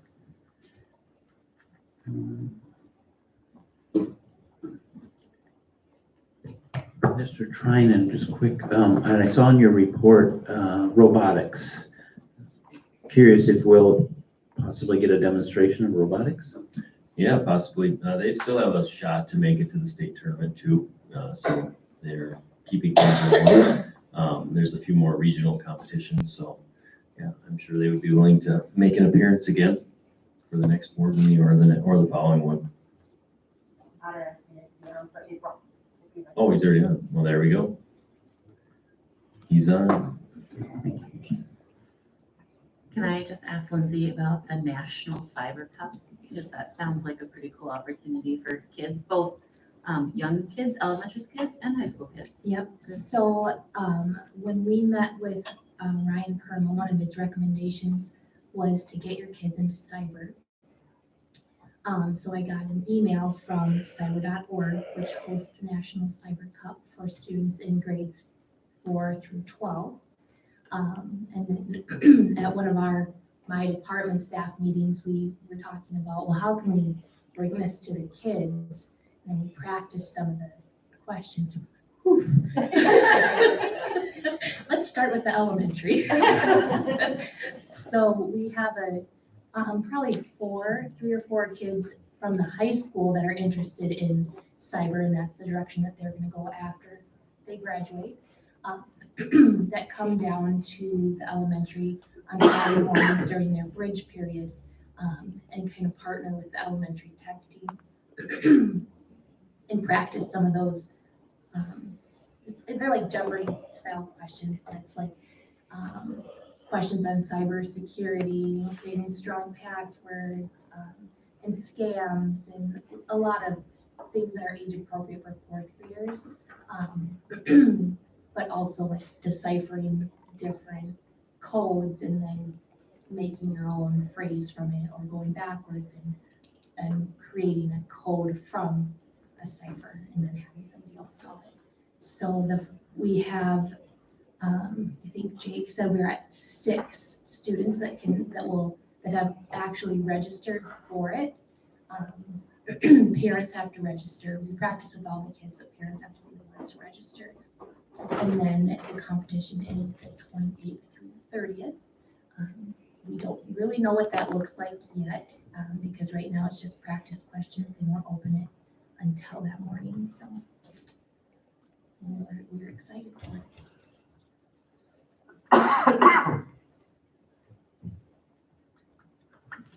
Mr. Lango, just a quick question about your interventions during Bridge. So you have the hard scheduled interventions, and then the study hall. Can you give us a feeling for numbers that we have kind of cycling through each of those? I don't know. I'm debating handing the mic to my counterpart here, who's done a tremendous job with Bridge leadership. We say numbers, everything is about seat count, really, and that's one of the reasons behind the flex out concept for juniors and seniors in good standing, because frankly, that's an incentive for juniors and seniors, and it frees up seats so that we can have smaller numbers for that 25 minutes. So what we do is teachers can tinker with their own seat counts a little bit, and Courtney keeps an eye on the overall seat counts, and so it's got a lot of neat mechanisms in there. This is one example. If a teacher knows they're going to be out on personal leave, or they've got an event or something, we'll work ahead and it's called zero out their bridge. And so they close it really. And so we don't have to cover with a sub, and just nobody can schedule into that bridge. And Courtney just needs to know that, then we maybe need to bump the structured study halls up by 5 seats per or something. So it's really depends on the week. If you're probably talking too much, your question probably is how big are the actual intervention groups? So we have them capped somewhere around some between 12 and 18. We'll go there. We raised that number to reach more students. But the HSI, as far as a teacher meeting with students from their course, that's usually around 12, but the teachers have complete control of that. If like Mrs. Vogel teaching chemistry wants to see 18 kids and reteach a lesson because over all of her sections she needed to do that, she has complete control over that. Also, if there was, like this week with the trip coming up and the end of the semester, we actually kind of suspend some of our interventions and allow the teachers to work one-on-one or two-on-one with kids to help them just be ready for finals and those kind of things. But we went up by 75 seats for intervention after Christmas. Based on the data, we thought and the effectiveness of our teachers, what we thought they could handle. We added some more teachers into teaching interventions. Mr. Bueller was not running his own intervention. He was kind of helping out. We said, let's give him one. Our new teachers hopped right in and started doing intervention. So we added 75 more students after January data to our intervention program. And some are just barely below, but we want to boost them as quick as possible. Very good, thank you. Other questions for anybody? Okay, looks like that's it. So we will continue on with Superintendent Matuska's communications.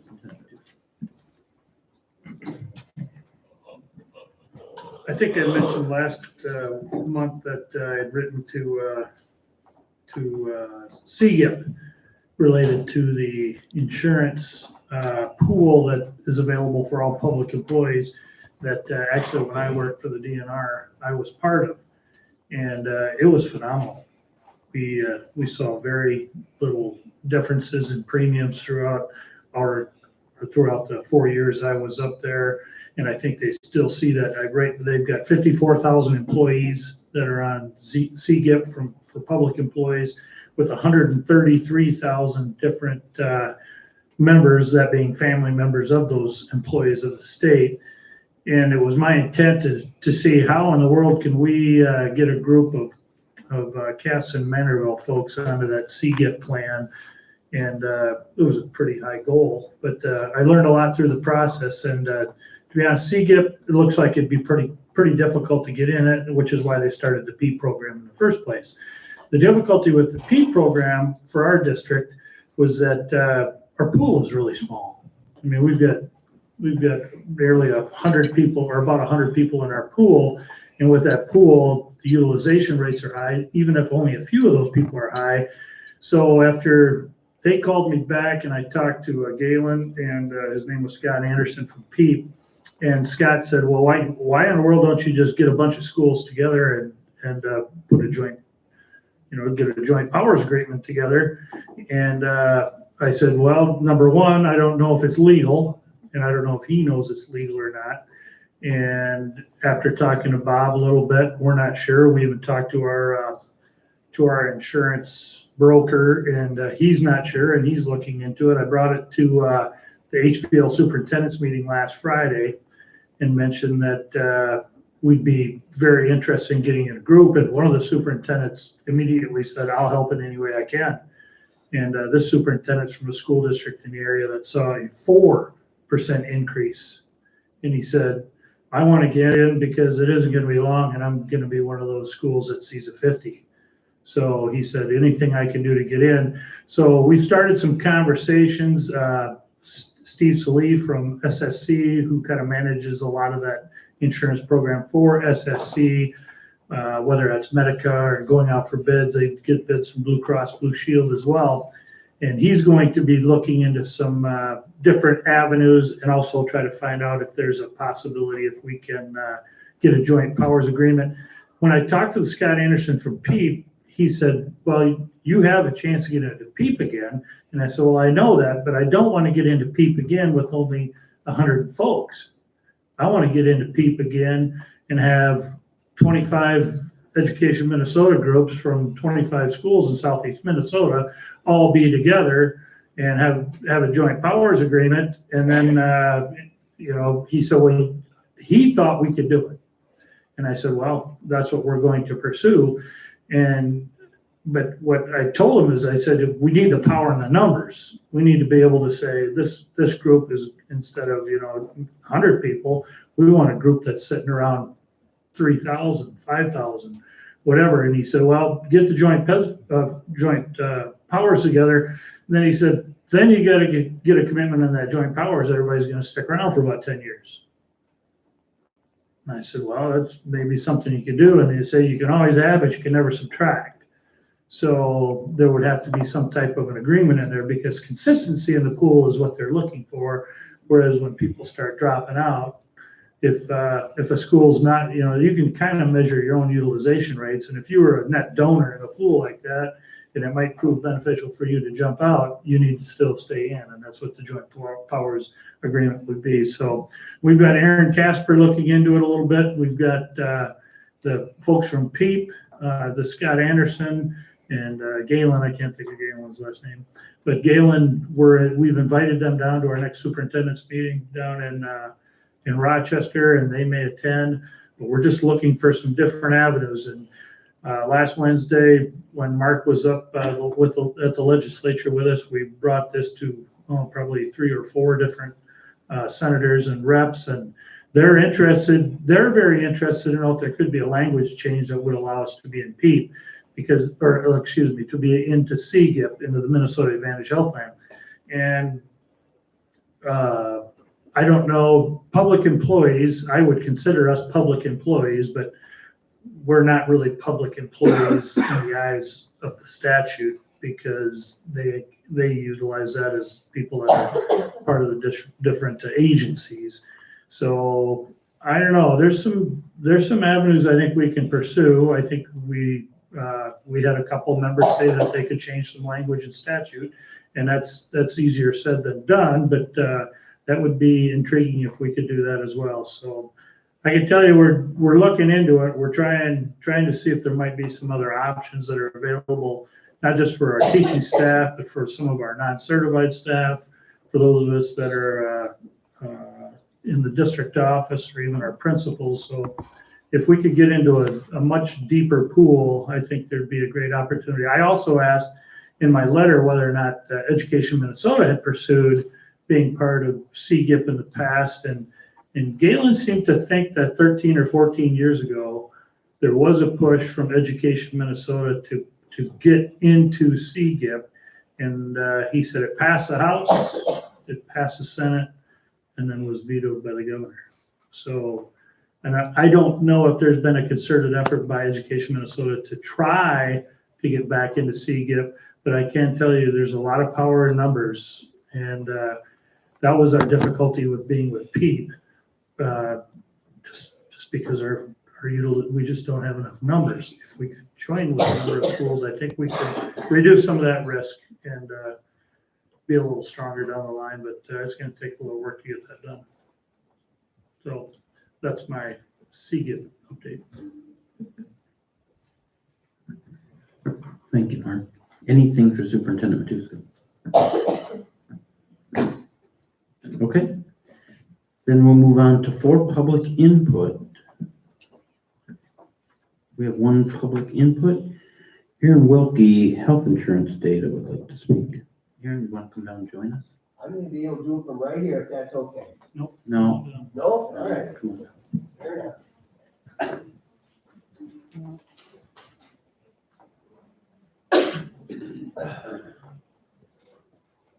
Make sure you turn your mic on. It's a hard thing to do. So just one thing, when we have these public input, the board doesn't respond. It's just the way we've always done it. So if people wonder why are we not responding, that's why. So thank you, Aaron. But the message does go to committees. We Yeah. don't just not respond, we do retain that information. Well, with that, I hope you can respond with one small ask. I would like you 3 to stand up. Would you do that for me? And Mark. And Bob. Because I want to thank you.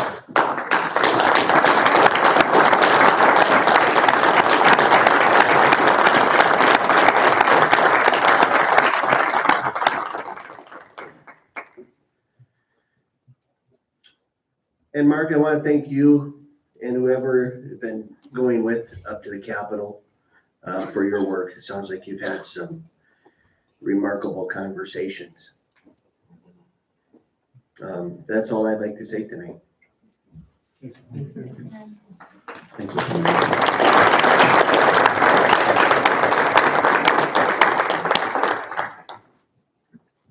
Okay, just got a couple things left. Consent agenda. Oh, yeah, I'm sorry. Administrative team, thank you for coming. You don't have to stay for this, but you're certainly welcome to. I should have done that. It's my fault. Consent agenda. As we walk into this, I neglected something last meeting that I wanted to do tonight. And that is, we have actually, as you saw in the retirements, we have 2 more massive retirements tonight on our agenda. And we had one last meeting, and that was Amy Wicks. And I did not recognize that.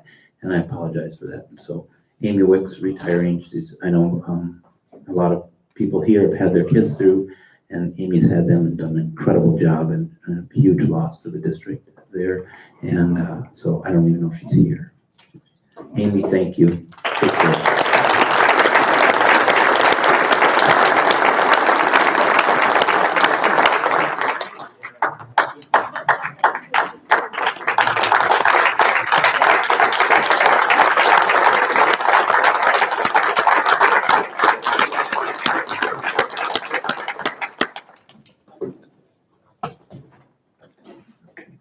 Two other massive losses. Dave Kennedy is retiring. So you saw that. So let's give a round for Dave Kennedy.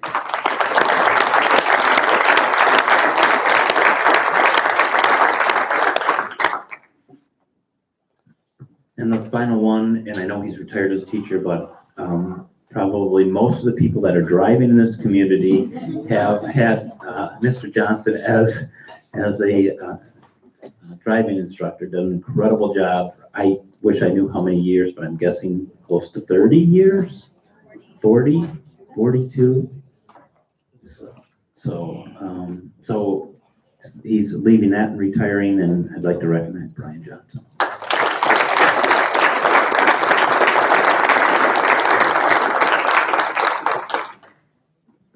Okay, and with that, do we have a motion to approve the consent agenda? So moved. Thanks, Amy, in a second. I can say. Thank you, Patrick. Any discussion on anything on the consent agenda?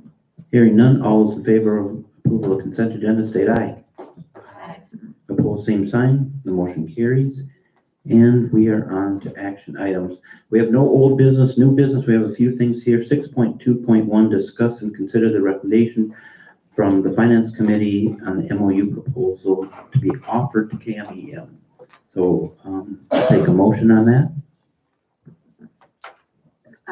To approve that. Thank you, Kate, in a second.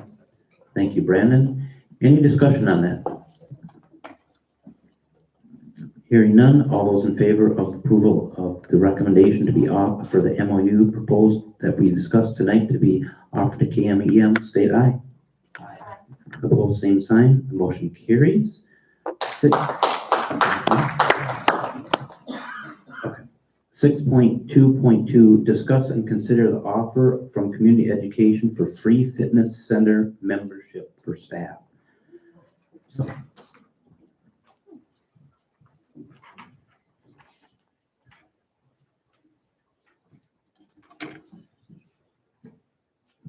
Hello, and I wanted to share with you an idea that actually we've been tossing around a little bit. Mark actually came to me with this idea a little bit ago. We've been brainstorming, trying to figure out ways that community education can help support this problem as well. And one was to offer free fitness center memberships, and we know that's been a request from staff. We've always had a cheaper option. We've had an option to do health insurance reimbursement in the past, but with PEEP it was a little bit more challenging. We do, now that we're back with the co-op, we do get some wellness funding, so there's a little bit that comes back that could help support this. We thought this could be a nice addition, March through June, just as an option to help keep people healthy and let them know that we care, and we thought this would be a good way to do that. So I wanted to share with you that option, and we can get this out quickly if it's something that the board, agrees with also. And easy Google sign up, and we can get people set up fairly quickly, just with a push out. Right there. That's the Google form, and then there's just a little graphic. Our District Wellness Committee has also been working really hard this year with a lot of different goals and monthly initiatives. So this gets just kind of an extra bonus as well. Jenny, do you know how many of our staff take advantage of the fitness memberships right now? Not a lot right now that actually invest in paying each month, and then they would, if those people, would like to take advantage of course, we wouldn't charge them. We do have a lot of coaching staff though, and we offer coaches or volunteers free memberships all the time. So that's just like a perk, because we know that's a lot of extra time that people put in that's very invaluable. Thank you for creatively working on these things. Also, and I know, Bob, you've discussed it before, how can staff leverage this for the healthcare benefit financially? I don't know if we've got that worked out with The new insurance. Yeah, so we used to have it rolling before PEEP, and we have to be a NICA member, so it's like the National Health Association, and so there is a fee for that, and then we have to monthly submit employees, how many times they've been to the fitness center, and then Jody does some magic, on the payroll side, and so there's some pieces to it. We lost that when we went to PEEP, so we didn't have that option. Now with the new insurance, we can do NICA again, or we can go with this other company, which we haven't had great success at communicating back with us yet. So it is an option in the future, for sure. I appreciate all the work that went into this, and I'm very excited for the opportunity, and I hope if it's successful, I'd be happy to help write a grant to see if we can make it something that happens during the winter months of next year too. So keep me posted how I can help. That would be wonderful. Our biggest thing is sustaining the fitness center and the equipment and the amount of use that goes into that, because Katie does a really nice job keeping track of that, and we have inspections once, twice a year to double check and make sure things are safe and what needs replacement, and that it adds up pretty quickly. So, any other questions? I'd like to go ahead and move for 6.2.2. Thank you, Angie. Do we have a second? I'll second. Thank you, Amy. Any other discussion on that? Hearing none, all those in favor of the approval of Community Education Fitness Center free membership for staff, state aye. Aye. Opposed, same sign, the motion carries. Thanks for all your work, and Mark, you too, I know.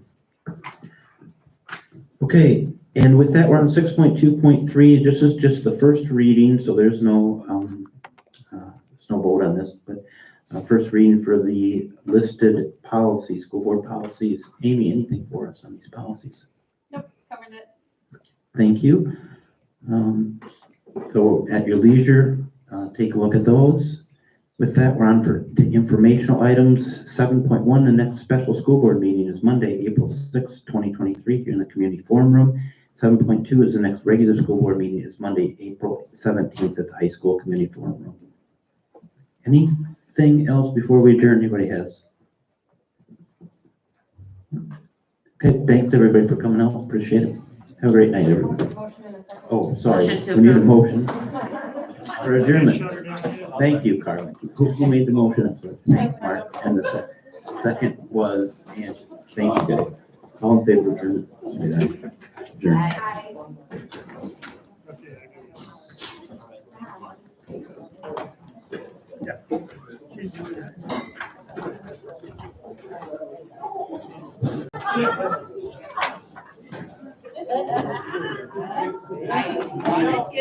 Thanks, everybody.